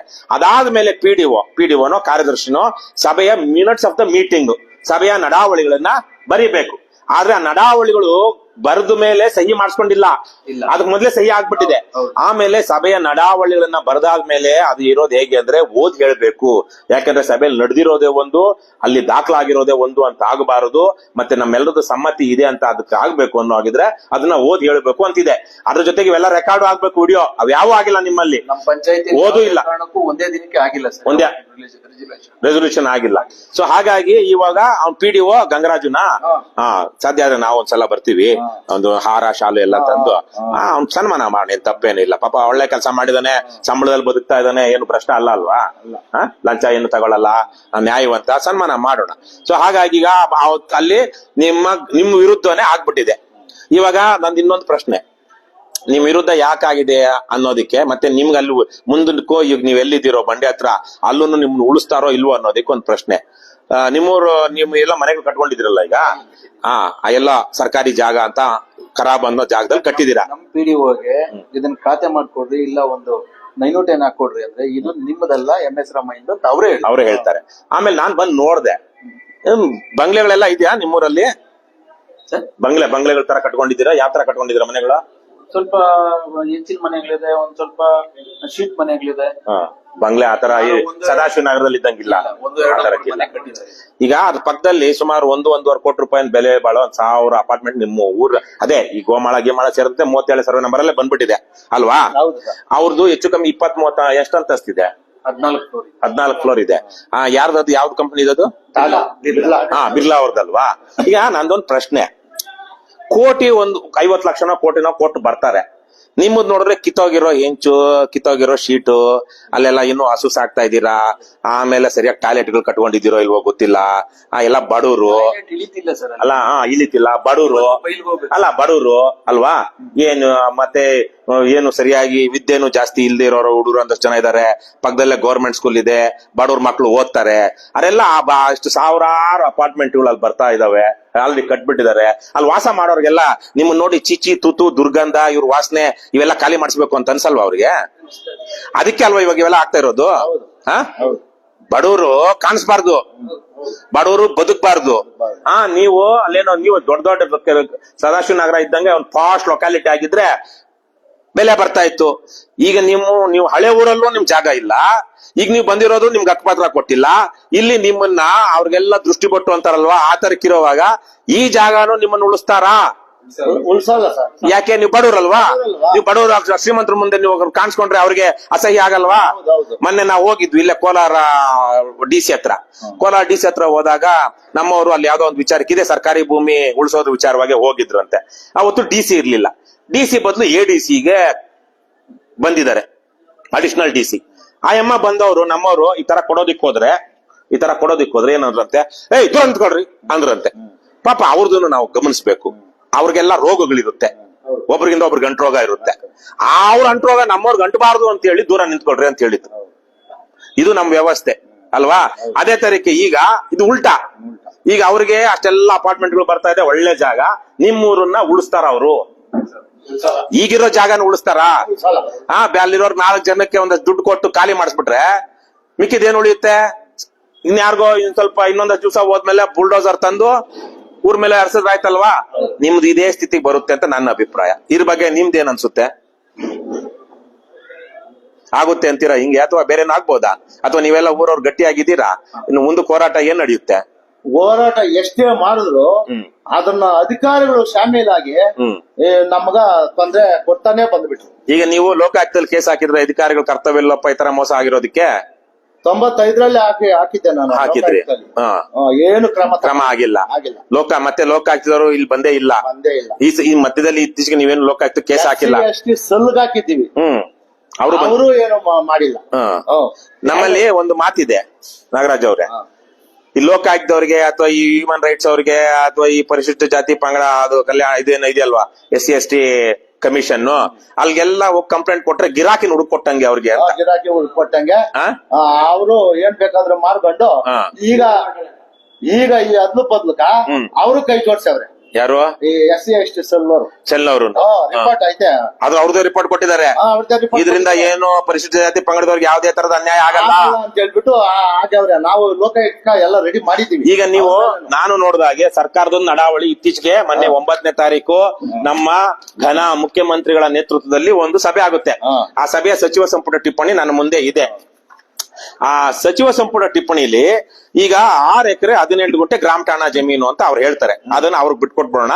ಮಿಕ್ಕ 8 ಎಕರೆ 36 ಗುಂಟೆ 38 ಒಂದೇ 4 ಗುಂಟೆ ಕಡಿಮೆ 9 ಎಕರೆನ ಇವ್ರು ಬಿಟ್ಕೊಡ್ತಾರೆ. ಯಾರು? ಸರ್ಕಾರಕ್ಕೆ ಬಿಟ್ಕೊಡ್ತಾರೆ ಅಂತ.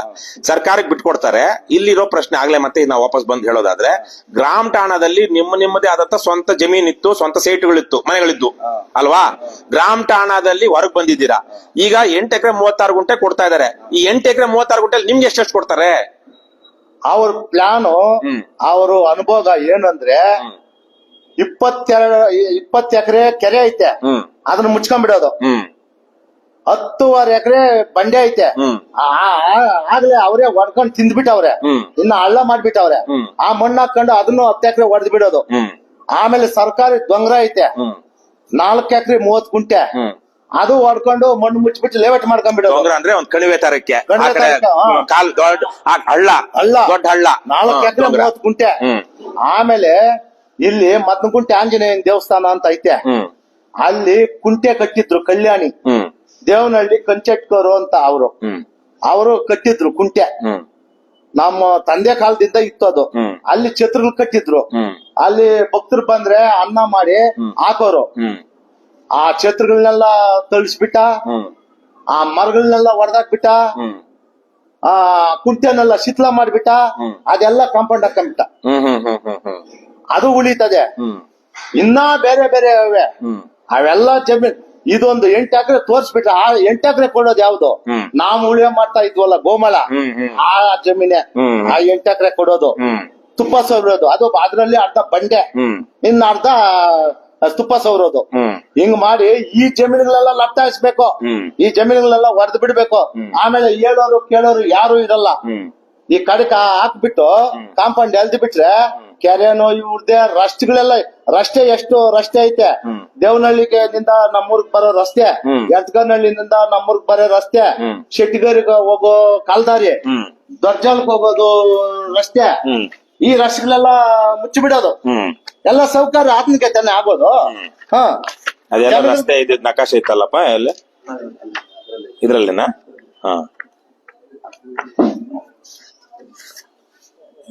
ಕಾಣಿಸ್ತಾ ಇಲ್ಲ. ಇಲ್ಲ ಇಲ್ಲ ಇಲ್ಲ ಇಲ್ಲ ಇಲ್ಲ ಇಲ್ಲಿ ನೀವ್ ಹೇಳ್ತಾ ಇದ್ದೀರಾ ಊರ್ಗ್ ಹೋಗೋ ಒಂದ್ ರಸ್ತೆ ಇಲ್ಲಿ ಕಾಣಿಸ್ತಾ ಇದೆ. ಇಲ್ಲಿ ಊರು ಅಂತ ಬರ್ದವ್ರೆ, ಯಾರ ಲಾವ ಊರು ಅಂತ. ಈ ಊ ಬರ್ದಿಲ್ಲ, ಊರು ಬರ್ದಿದ್ದಾರೆ. ಇಲ್ಲೊಂದು ರಸ್ತೆ ಇದೆ. ಇವಾಗ ಈ ರಸ್ತೆ ಪೂರ್ತಿ ಅದು ಏನೇ ಆಗ್ಲಿ ರಸ್ತೆನ ಮುಚ್ಚೋದಿಕ್ ಅವಕಾಶ ಇಲ್ಲ. ಆ ರಸ್ತೆನ ಇಟ್ಕೊಂಡೇ ನೀವು ಬೇರೆ ಬೇರೆ ಏನೇ ಡೆವಲಪ್ ಮಾಡಿದ್ರು ಅದ್ ಮಾಡ್ಬೇಕು. ಆದ್ರೆ ಇವತ್ತು ಆ ರಸ್ತೆ ಇಲ್ಲ. ಮುಚ್ಚವ್ರೆ, ಪೂರ್ತಿ ಮುಚ್ಚಿಬಿಟ್ಟಿದ್ದಾರೆ. ಇಲ್ಲಿ ದೇವನಹಳ್ಳಿ ಗೊತ್ತದ ನೋಡ್ರಿ, ಇಲ್ಲಿದೆ, ಇಲ್ಲಿ ಹೋಗುತ್ತೆ, ಅಲ್ಲ ಇಲ್ಲಿ ಬರುತ್ತೆ ಮೇಲೆ ಬಳ್ಳಾರಿ ರಸ್ತೆ ಅಂತೆಲ್ಲ ಬರುತ್ತಲ್ಲ, ಚಿಕ್ಕಬಳ್ಳಾಪುರ ಬಳ್ಳಾರಿಗೆ ಬೆಂಗಳೂರು ಅಂತ ಹೇಳಿ. ನೋಡಿ ಇದೆ ದೊಂಗ್ರ 4 ಎಕರೆ 30 ಗುಂಟೆ ಅಂದ್ರೆ ಎಷ್ಟು ಜಮೀನು. ಅದು ಕೆರೆಗೆ ನೀರ್ ಬರೋ ಜಾಗ, ಕೆರೆಗೆ ನೀರ್ ಬರೋ ಜಾಗ ಮೇಲಿಂದ. ಅದನ್ನ ನೋಡಿ ಇಲ್ಲಿ ದೊಂಗ್ರ, ಇಲ್ಲಿ ಮುಚ್ಚಿಬಿಟ್ಟಿದಾರಾ? ಮುಚ್ಚಿಬಿಟ್ಟಿದ್ದಾರೆ. ಈಗ ಅಲ್ಲೆಲ್ಲ ಲೇಔಟ್ ಆಗಿದೆ. ಯಾವ್ದಕ್ಕೆ? ಸಾದಳ್ಳಿ ಟೋಲ್ಗೆ ಕಲೆಕ್ಷನ್ ನಿಮ್ಮೂರ್ ಕೆರೆಗೆ. ಅದೆಲ್ಲ ಮುಚ್ಚಿಬಿಟ್ಟಿದ್ದಾರೆ, ಮುಚ್ಬಿಟ್ಟಾರೆ. ಮುಚ್ಚಿ ಈಗ ಸೈಟ್ ಮಾಡ್ಬಿಟ್ಟಿದ್ದಾರೆ. ಸೈಟ್ ಮಾಡಿದ್ದಾರೆ. ಇದನ್ನ ಇದೆಲ್ಲ ಜಮೀನು ರಕ್ಷಣೆ ಮಾಡಬೇಕಾಗಿರುವಂತ ಅಧಿಕಾರಿಗಳು ಕಣ್ಮುಚ್ಕೊಂಡಿದ್ದಾರೆ. ಮುಚ್ಕೊಂಡಿದ್ದಾರೆ. ಅಂದ್ರೆ ಸತ್ತೋಗಿದಾರ, ಬದುಕಿದ್ದಾರೆ. ಕಣ್ಮುಚ್ಕೊಂಡಿದಾರ ಅಥವಾ ನಾವು ಕಣ್ಮುಚ್ಕೊಂಡ್ಬಿಟ್ರು ಅಂತೀವಲ್ಲ ಕೆಲವೊಂದ್ಸಲ ನಾವು ಆಡ್ ಭಾಷೆಯಲ್ಲಿ ಯಾರು ಹೋಗ್ಬಿಟ್ರು ಅಂದಾಗ ಕಣ್ಮುಚ್ಕೊಂಡ್ರು ಅಂತಾರೆ. ಇಲ್ಲ, ಅವ್ರು ಸತ್ಯ ಹೋಗಿರ್ಬೇಕು, ಅವ್ರು ಯಾರು ಬದುಕಿಲ್ಲ. ರಾತ್ರಿ ವೇಳೆಲ್ಲ ಅವ್ರ ಮನೆಗೆ ಹೋಗ್ತಾರೆ. ಅವ್ರ ಮನೆಗೆ ಹೋಗಿ ನಿಮ್ಮನ್ನೇನು ಕರೆದಿಲ್ವಾ? ಯಾರನ್ನ ನಮ್ಮನ್ನ ಕರೆದ್ರು ನಾವು ಮೊದ್ಲಿಂದ ನಾವು ಹೋರಾಟ ಮಾಡ್ಕೊಂಡು ಬಂದಿದ್ದೀವಿ. ನಾವು ಎಲ್ಲ ಬಡವ್ರು ಬದುಕ್ಬೇಕು, ಎಲ್ಲ ಬಡವ್ರಿಗೆಲ್ಲ ಒಳ್ಳೇದಾಗ್ಬೇಕು ಅನ್ನೋ ಗುರಿ ಇಟ್ಕೊಂಡು ನಾವು ಹೋರಾಟ ಮಾಡ್ತಾ ಇದ್ವಿ. ನಿಮ್ಗೇನು ಯಾರು ಹೊಡೆದು ಬಡ್ದು ಏನು ಮಾಡಿಲ್ಲ? ಮಾಡಕ್ ಬಂದ್ರು, ಅಲ್ಲಿಗೂ ಮೊದ್ಲು ಬೆಂಗಳೂರಲ್ಲೇ ನನಗ ಮಾಡಕ್ ಬಂದ್ರು. ಆಗ ನಾನು SP ಕಮಿಷನರು ಎಲ್ಲರಿಗೂ ನಾನು ಮನೆಗಳು ಕೊಟ್ಟು ನಮ್ ಪ್ರಾಣ ರಕ್ಷಣೆ ಕೊಡ್ರಿ ಅಂತ ಹೇಳ್ಬಿಟ್ಟು ಮಾಡಿದೀವಿ.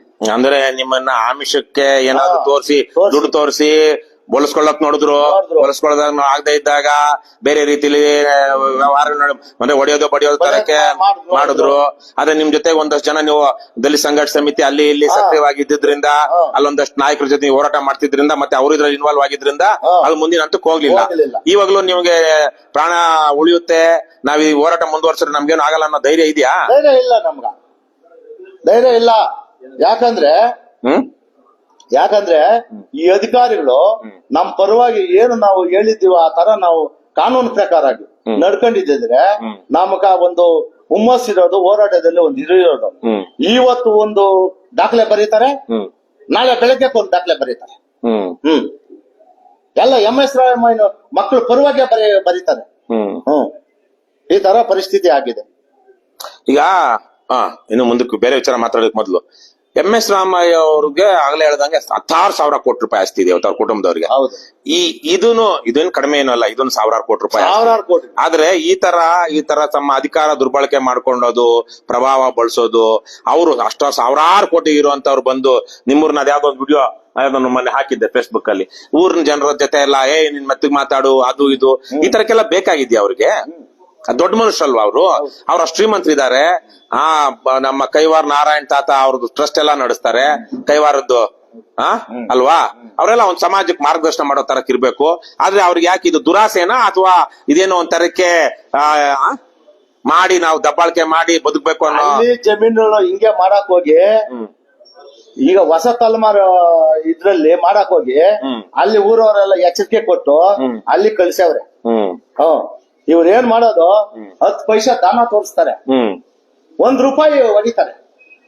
ಇವ್ರ ಸ್ವಭಾವನೇ ಅದು. ಸರಿ, ಈಗ ಮುಂದಕ್ಕೆ ನಾವು ಮುಂದಕ್ಕೆ ವಾಪಸ್ ಬಂದ್ಬಿಡೋಣ. ಇವತ್ತು ಯಾಕೆ ಇಲ್ಲಿ ಸೇರಿದ್ದೀವಿ ಅಂದ್ರೆ, ಇವತ್ತು 2-3 ವಿಚಾರಗಳು. ಅದ್ರಲ್ಲಿ ಮುಖ್ಯವಾದ ವಿಚಾರ ಬರೋದಕ್ಕೆ ಮೊದಲು, ಈಗ ನಿಮ್ಮ ತಂದೆಯವರ ಹೆಸರಲ್ಲಿ 71-72ರಲ್ಲಿ ಗೋಮಾಳದಲ್ಲಿ ಇವರು ಮಾಡ್ತಾ ಇದ್ರು ಅಂತ ಬಂತು. ಆದ್ರೆ ನಿಮ್ ತಂದೆಯವರ ಹೆಸರಿಗೆ ಜಮೀನ್ ಆಗ್ಲಿಲ್ಲ. ಆದ್ರೆ ಅವ್ರ ಹೆಸರಲ್ಲಿ ಅವ್ರು ಉಳುಮೆ ಮಾಡ್ತಾ ಇದ್ದು ನಿಜ. ಆದ್ರೆ ನಿಮ್ಮ ತಂದೆಯವರು ಸಾಗುವಳಿ ಚೀಟಿಗೆ ಬಂತೋ ಬರ್ಲಿಲ್ವೋ, ಅವ್ರು ಹಾಕೊಳ್ಳಿಲ್ವೋ, ಆ ಜಮೀನೆಲ್ಲ ಇವತ್ತು MS ರಾಮಯ್ಯ ಅವ್ರ ಮಕ್ಕಳ ಹೆಸರಿಗೆ ಆಗ್ಬಿಟ್ಟಿದೆ. ಮತ್ತೆ ಅವರ ಸೈಟ್ಗಳನ್ನು ಮಾಡ್ಬಿಟ್ಟಿದ್ದಾರೆ. ಇವತ್ತು ನಿಮ್ಮ ಪೂರ್ವಿಕರು ಉಳುಮೆ ಮಾಡ್ತಿದ್ದಂತ ಭೂಮಿ ನಿಮ್ಗೆ ಉಳಿದಿಲ್ಲ, ನಿಮ್ ಪೂರ್ವಿಕರು ವಾಸ ಮಾಡ್ತಿದ್ದಂತ ಭೂಮಿ ನಿಮ್ಗೆ ಉಳಿದಿಲ್ಲ. ನೀವು ರಾತ್ರಿ ಎಲ್ಲೋ ಬಂದು ಇವತ್ತು ಗುಡಿಸಲು ಕಟ್ಕೊಂಡು ಮನೆ ಕಟ್ಕೊಂಡು ಒಂದ್ ಕಡೆ ಎಲ್ಲೋ ವಾಸ ಮಾಡ್ತಾ ಇದ್ದೀರಾ. ಮುಂದಕ್ಕೆ ಅದನ್ನು ತೆರವು ಮಾಡಿಸ್ತಾರೋ ಇಲ್ವೋ ಗೊತ್ತಿಲ್ಲ, ಅಥವಾ ಅದಕ್ಕೂ ಹಕ್ಕುಪತ್ರ ಇಲ್ಲಿ ತನಕ ಕೊಟ್ಟಿಲ್ಲ. ಕರೆಂಟ್ ನೀರು ಬಂದಿದೆ ಅನ್ನೋದು ಬಿಟ್ರೆ ನೀವು ಯಾವ್ದು ಲೋನ್ ಮಾಡೋದಿಕ್ ಆಗೋದಿಲ್ಲ, ಆ ಜಮೀನನ್ನ ಮಾರೋದಿಕ್ಕೂ ಆಗೋದಿಲ್ಲ. ಯಾಕಂದ್ರೆ ನಿಮ್ಗೆ ಹಕ್ಕುಪತ್ರನೇ ಇಲ್ಲ. ಹಕ್ಕುಪತ್ರ ಸರ್ಕಾರಿ ದಾಖಲೆ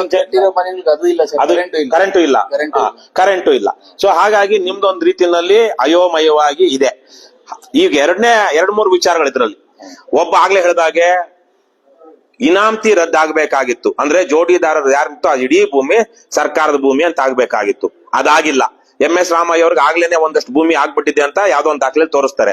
ಅದಾದ ನಂತರ ಇವತ್ತು ಏನಾಗಿದೆ, 835 ಎಕರೆ ಒಂದೇ ಸರ್ವೆ ನಂಬರ್ 37ನೇ ಸರ್ವೆ ನಂಬರ್ ಎಲ್ಲ ಜಮೀನು ಅವ್ರ ಹೆಸರಿಗೆ ಬರ್ತಾ ಇದೆ.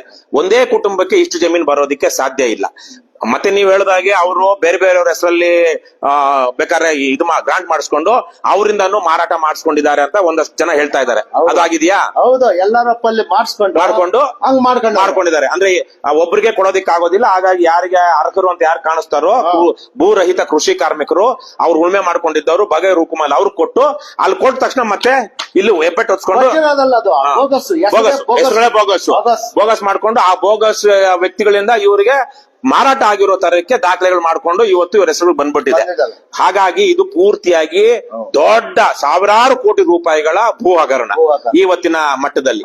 ಹಾಗಾಗಿ ಇದ್ರ ಬಗ್ಗೆ ಒಂದು ತನಿಖೆ ಆಗಬೇಕು.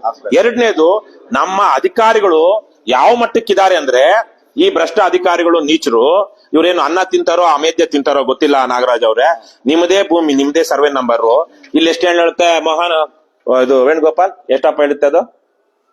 835 ಎಕರೆ. ಹಾ, ಸರ್ವೆ ನಂಬರ್ ಸರ್ವೆ ನಂಬರ್ 37. ಇಲ್ಲಿ ಓದಿ 1.6 ಟಿಪ್ಪಣಿ ಸರ್ವೆ ನಂಬರ್ 37ರಲ್ಲಿ 460 ಎಕರೆ 26 ಗುಂಟೆ. 26 ಗುಂಟೆ ಅಂದ್ರೆ ಸರ್ವೆ ನಂಬರ್ 37ರಲ್ಲಿ 400 ಎಕರೆ 60 ಗುಂಟೆ 460 ಎಕರೆ ಮಾತ್ರ ಇರೋದು ಅಂತ ಇಲ್ಲಿ ಕ್ಯಾಬಿನೆಟ್ ಟಿಪ್ಪಣಿಲಿ ನೋಟಲ್ಲಿ ಹೇಳ್ತಾರೆ. ಆದ್ರೆ ನಿಜವಾದ ಭೂಮಿ ಎಷ್ಟಿದೆ? 835. ಆಮೇಲೆ ಇಡೀ ಜಮೀನಿಂದು ಅದ್ರಲ್ಲಿ ಪೋಡಿ ಆಗಿಲ್ಲ, ಪೋಡಿ ದುರಸ್ತ ಆಗಿರೋದಿಲ್ಲ, ಆಕಾರ ಬಂದು ನಿಗದಿ ಆಗಿರೋದಿಲ್ಲ ಅಂತೆಲ್ಲ ಹೇಳ್ತಾರೆ. ಅಂದ್ರೆ ಯಾವ ಜಮೀನು ಇದ್ರಲ್ಲಿ ಸರ್ವೆ ನಂಬರ್ 37, 1, 2, 3 ಅಂತ ಏನೇನು ಬರುತ್ತೆ ಅದು ಎಲ್ಲಿ ಅಂತ ನಾವು ಪೋಡಿ ಮಾಡಿ ಅವ್ರಿಗೆ ಕೊಟ್ಟಿಲ್ಲ, ಮತ್ತೆ ಆಕಾರ ಬಂದು ದುರಸ್ತಿ ಮಾಡಿಲ್ಲ ಅಂತ ಹೇಳ್ತಾರೆ. ಅಂದ್ರೆ ಮಿಕ್ಕಿದ 300 ಎಕರೆ, ನಾನು 380 ಎಕರೆ ಜಾಗ ಎಲ್ಲಿದೆ?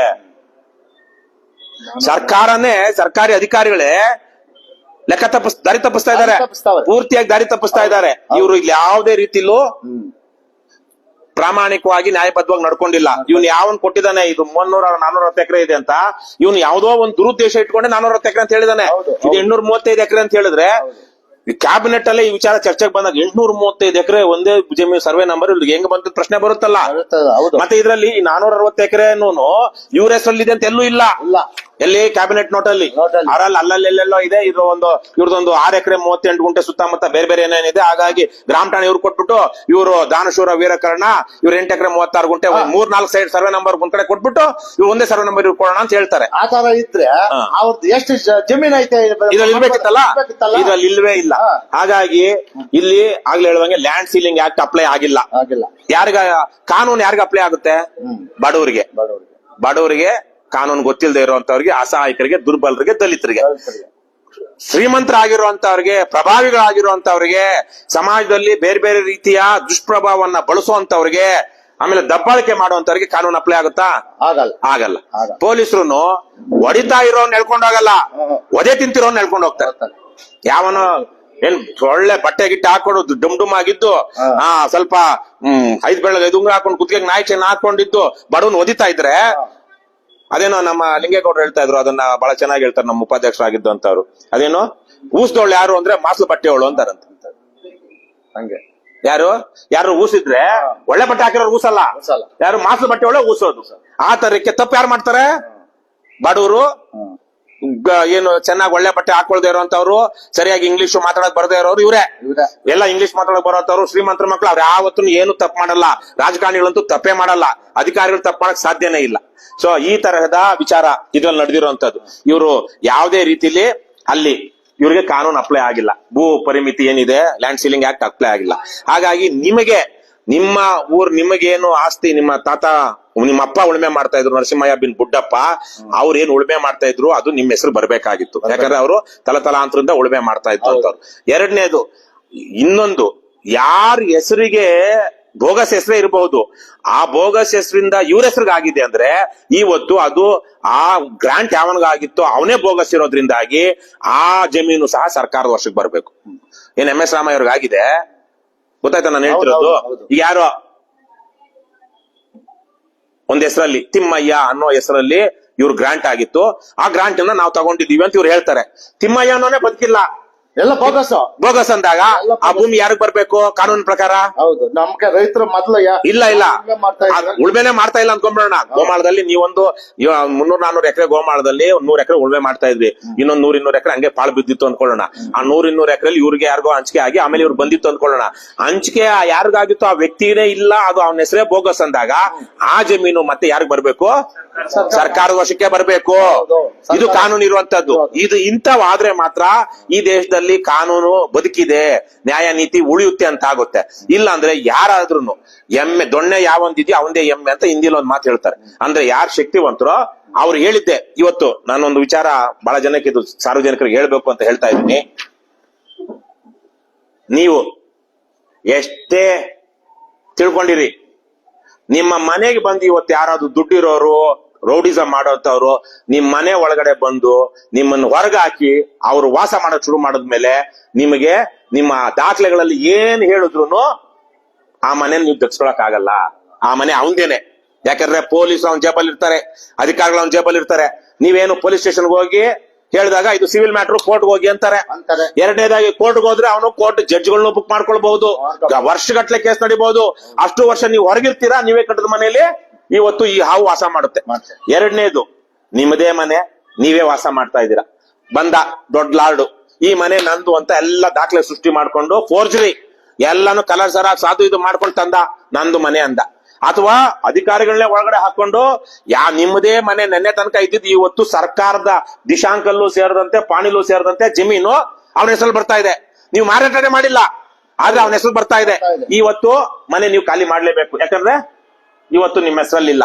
ಇದು ಇವತ್ತು ನಡೀತಿರುವಂತ ವ್ಯವಸ್ಥೆ.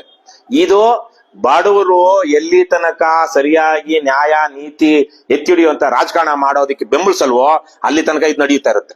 ಇವತ್ತು ನಾನು ವಿಚಾರ ಇದು ಹೇಳ್ತಾ ಇದ್ದೀನಲ್ವಾ, ಇದು ಇವತ್ತು ನಡೀತಾ ಇದೆ ರಾಜ್ಯದಲ್ಲಿ, ದೇಶದಲ್ಲಿ ನಡೀತಾ ಇದೆ. ದುಡ್ಡಿರೋರು ಬಲಿಷ್ಠರು ಎಲ್ಲಿ ಬೇಕಾದ್ರೂ ಹೋಗಿ ಕಬ್ಜಾ ಮಾಡ್ಕೊಳ್ಬಹುದು, ಕಬ್ಜಾ ಮಾಡ್ಕೊಂಡು ದಕ್ಕಿಸ್ಕೊಳ್ಬಹುದು. ಬಡವ್ರು ದಕ್ಕಿಸ್ಕೊಳಕ್ ಆಗ್ತಾ ಇಲ್ಲ.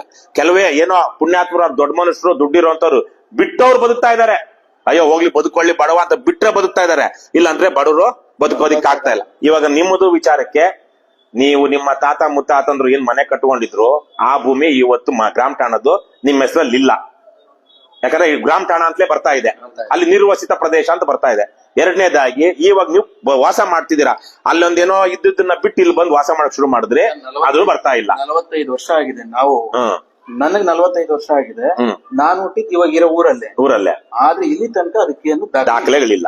ಮುಂದಕ್ಕೆ ಆಗುತ್ತೆ ಅಂತ ಗೊತ್ತಿಲ್ಲ. ಯಾಕಂದ್ರೆ ಈಗಾಗಲೇ ನಾನು ಹೇಳ್ದಂಗೆ ಅದು ಸುತ್ತಮುತ್ತ ಸಾವಿರಾರು ಫ್ಲಾಟ್ಗಳು ಅಲ್ವಾ, ಅಪಾರ್ಟ್ಮೆಂಟ್ಸ್. ಅವ್ರಿಗೆ ಕಣ್ಣು ಕಿಸುರಾಗುತ್ತೆ. ಇದೊಂಥರ ಅಸಹ್ಯ ಗಬ್ಬು, ಯಾವ್ದೋ ಕೊಂಪೆ ಸ್ಲಮ್ ತರ ಕಾಣಿಸ್ತಾ ಇರುತ್ತೆ ಅವ್ರಿಗೆ, ದೊಡ್ಡವ್ರಿಗೆ. ಹಾಗಾಗಿ ನಾಳೆ ಇನ್ಯಾವನೋ ಹೋಗ್ತಾನೆ, ಇವರು ಕಾನೂನು ಬಾಹಿರವಾಗಿ ಮನೆಗಳನ್ನ ನಿರ್ಮಿಸ್ಕೊಂಡಿದ್ದಾರೆ ಅಂತ. ಆಗುತ್ತಾ ಇಲ್ವಾ? ಇವತ್ತು ನಾನೇ ಏನು ಬೇಡ ನಾಗರಾಜ್ ಅವ್ರೆ, ನಾನೇ ಇವತ್ತು ಹೋಗಿ ಇವರು ಅಕ್ಲೇನಹಳ್ಳಿ ಮಲ್ಲೇನಹಳ್ಳಿ ಇವರು ಕಳ್ಳರು, ಇವರು ಭೂ ಒತ್ತುವರಿ ಮಾಡ್ಕೊಂಡಿದ್ದಾರೆ, ಜಮೀನು ಒತ್ತುವರಿ ಮಾಡ್ಕೊಂಡಿದ್ದಾರೆ, ಸರ್ಕಾರಿ ಭೂಮಿಯಲ್ಲಿ ಮನೆ ಕಟ್ಕೊಂಡಿದ್ದಾರೆ, ಇವರನ್ನ ಈ ಕೂಡಲೇ ತೆರವು ಮಾಡ್ಬೇಕು ಅಂತ ಹೇಳಿ ಕೊಟ್ಟು ಅದೇನೇನು ಕೈ ಬಿಗೋ ಇನ್ನೊಂದಕ್ಕೂ ಇವ್ರಿಗೆಲ್ಲ ಕೊಡ್ಬೇಕು ಅಂದ್ರೆ ಸರ್ಕಾರ ಮನಸ್ಸು ಮಾಡಿದ್ರೆ, ಸೀತಾರಾಮ್ ಮನಸ್ಸು ಮಾಡಿದ್ರೆ ನಿಮ್ಮನ್ನ ಅಲ್ಲಿಂದ ಇವತ್ತೇ ಬುಲ್ಡೋಸರ್ ಮಾಡಿಸ್ಬೋದು. ಸರ್ ಈಗ ಒಂದು ನೀವು ಯೋಚನೆ ಮಾಡ್ಬೇಡ್ರಿ, ಹೈಕೋರ್ಟ್ ನಿಂದ ಆರ್ಡರ್ ಆಗಿದೆ. ಹೈಕೋರ್ಟ್ ನಿಂದ ಆರ್ಡರ್ ಆದ್ಮೇಲೆ ಗಣ ಉಚ್ಚ ನ್ಯಾಯಾಲಯದಿಂದ ಆರ್ಡರ್ ಆದ್ಮೇಲೆ LC ನಾಗರಾಜ್ ಮಾಡಿದ್ಮೇಲೆ ಈಗ ಇದು ಸುತ್ತೋಲೆ ಹೊರಡಿಸಿದಾರಲ್ಲ, ಇದ್ರಲ್ಲಿ ಮೆನ್ಷನ್ನೇ ಇಲ್ಲ. ಹೌದು, ನ್ಯಾಯಾಲಯಕ್ಕೆ ಹೋಗಿದ್ರು.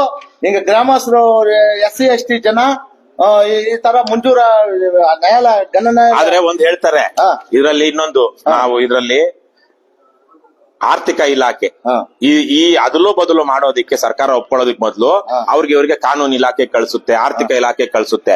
ಆರ್ಥಿಕ ಇಲಾಖೆ ಕಳಿಸಿದಾಗ ಒಂದ್ ವಿಚಾರ ಹೇಳ್ತಾರೆ ಅವ್ರು, ಇದು ಪೂರ್ವ ನಿದರ್ಶನ ಆಗ್ಬಿಡುತ್ತೆ, ಅಂದ್ರೆ ಬ್ಯಾಡ್ ಪ್ರೆಸಿಡೆಂಟ್, ಕೆಟ್ಟ ಪೂರ್ವ ನಿದರ್ಶನ ಆಗುತ್ತೆ, ಇದನ್ನ ಮಾಡಬೇಡಿ ಅಂತ ಹೇಳ್ತಾರೆ.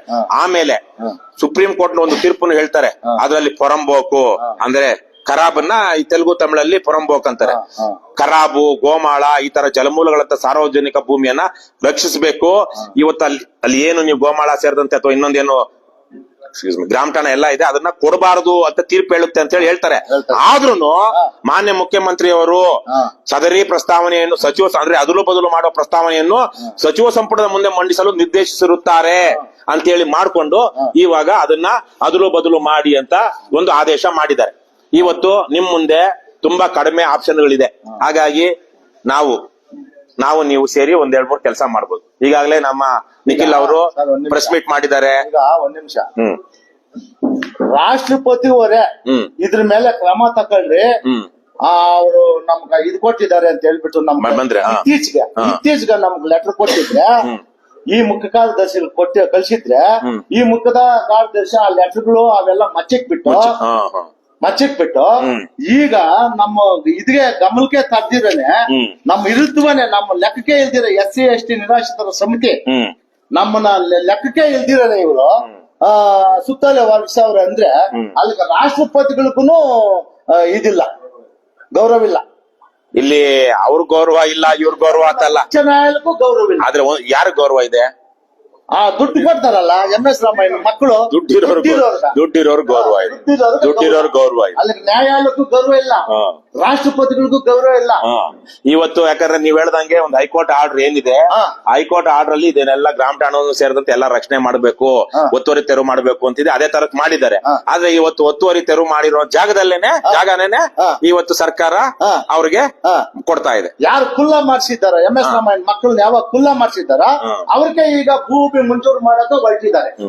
ಸರಿ, 1100 ಎಕರೆ ಮಡ್ಕೊಂಡು ಭೂಮಿ ತಿರುಗಿ ನೆಕ್ಸ್ಟ್ ಕುಲ್ಲ ಇದು ಮಂಜೂರು ಮಾಡಕ್ ಹೊರಟಿದ್ದಾರೆ. ಇನ್ನೇನಾದ್ರೂ ಹೇಳೋದಿದ್ಯಾ? ಇವತ್ತು ನಾವು ಮುಖ್ಯವಾಗಿ ಇಲ್ಲಿ ಮಾತಾಡಿದ್ದೇನು ಅಂದ್ರೆ, ಒಂದ್ ಕಡೆ ದಾಖಲಾಗ್ಲಿ, ಯಾಕಂದ್ರೆ ಸ್ವಲ್ಪ ವಿವರ ಇನ್ನೂ ಮಾತಾಡೋದು ಬಹಳ ಇದೆ, ಸಿಕ್ಕಾಪಟ್ಟೆ ನೀವು ತೋರಿಸಿದ ದಾಖಲೆಗಳು ಸಾಕಷ್ಟಿದೆ. ಆದ್ರೆ ಒಂದ್ ಕಡೆ ವಿಚಾರ, ಯಾಕಂದ್ರೆ ಇವತ್ತು ನಾವು 2-3 ಪೇಜ್ ಇಂದ ಮಾಡಿದ್ವಿ, ಯಾವ್ದೋ ಒಂದ್ ಪೇಜ್ ಡಿಲೀಟ್ ಆಗ್ಬಿಡ್ತು, ಇನ್ನೊಂದ್ ಯಾವ್ದೋ ಹೋಯ್ತು, ರೆಕಾರ್ಡ್ ಮಾಡ್ಕೊಂಡಿದೀವಿ. ವಿಚಾರ ಏನು ಅಂತ ಇನ್ನು 10 ವರ್ಷ ಆದ್ಮೇಲೆ ಯಾರಾದ್ರೂ ನೋಡಿದಾಗ ಹೇಗೆ ನೀವು ದಾಖಲೆಗಳು ಪೇಪರ್ ಕಟಿಂಗ್ಸ್ ಎಲ್ಲ ಇಟ್ಕೊಂಡು ತೋರಿಸಿದ್ದಕ್ಕೆ ನಮ್ಗೆ ನಂಬಿಕೆ ಬಂದಿದ್ದು, ಇಲ್ಲಾಂದ್ರೆ ನಮ್ಗೆ ಹೆಂಗ್ ಬರ್ತಾ ಇತ್ತು? ಇದೆಲ್ಲ ಡೇಟ್ ಹಾಕಿರೋದ್ರಿಂದ ನಮ್ಗೆ ನಂಬಿಕೆ ಬಂತು ಫೋಟೋಗಳಲ್ಲಿ.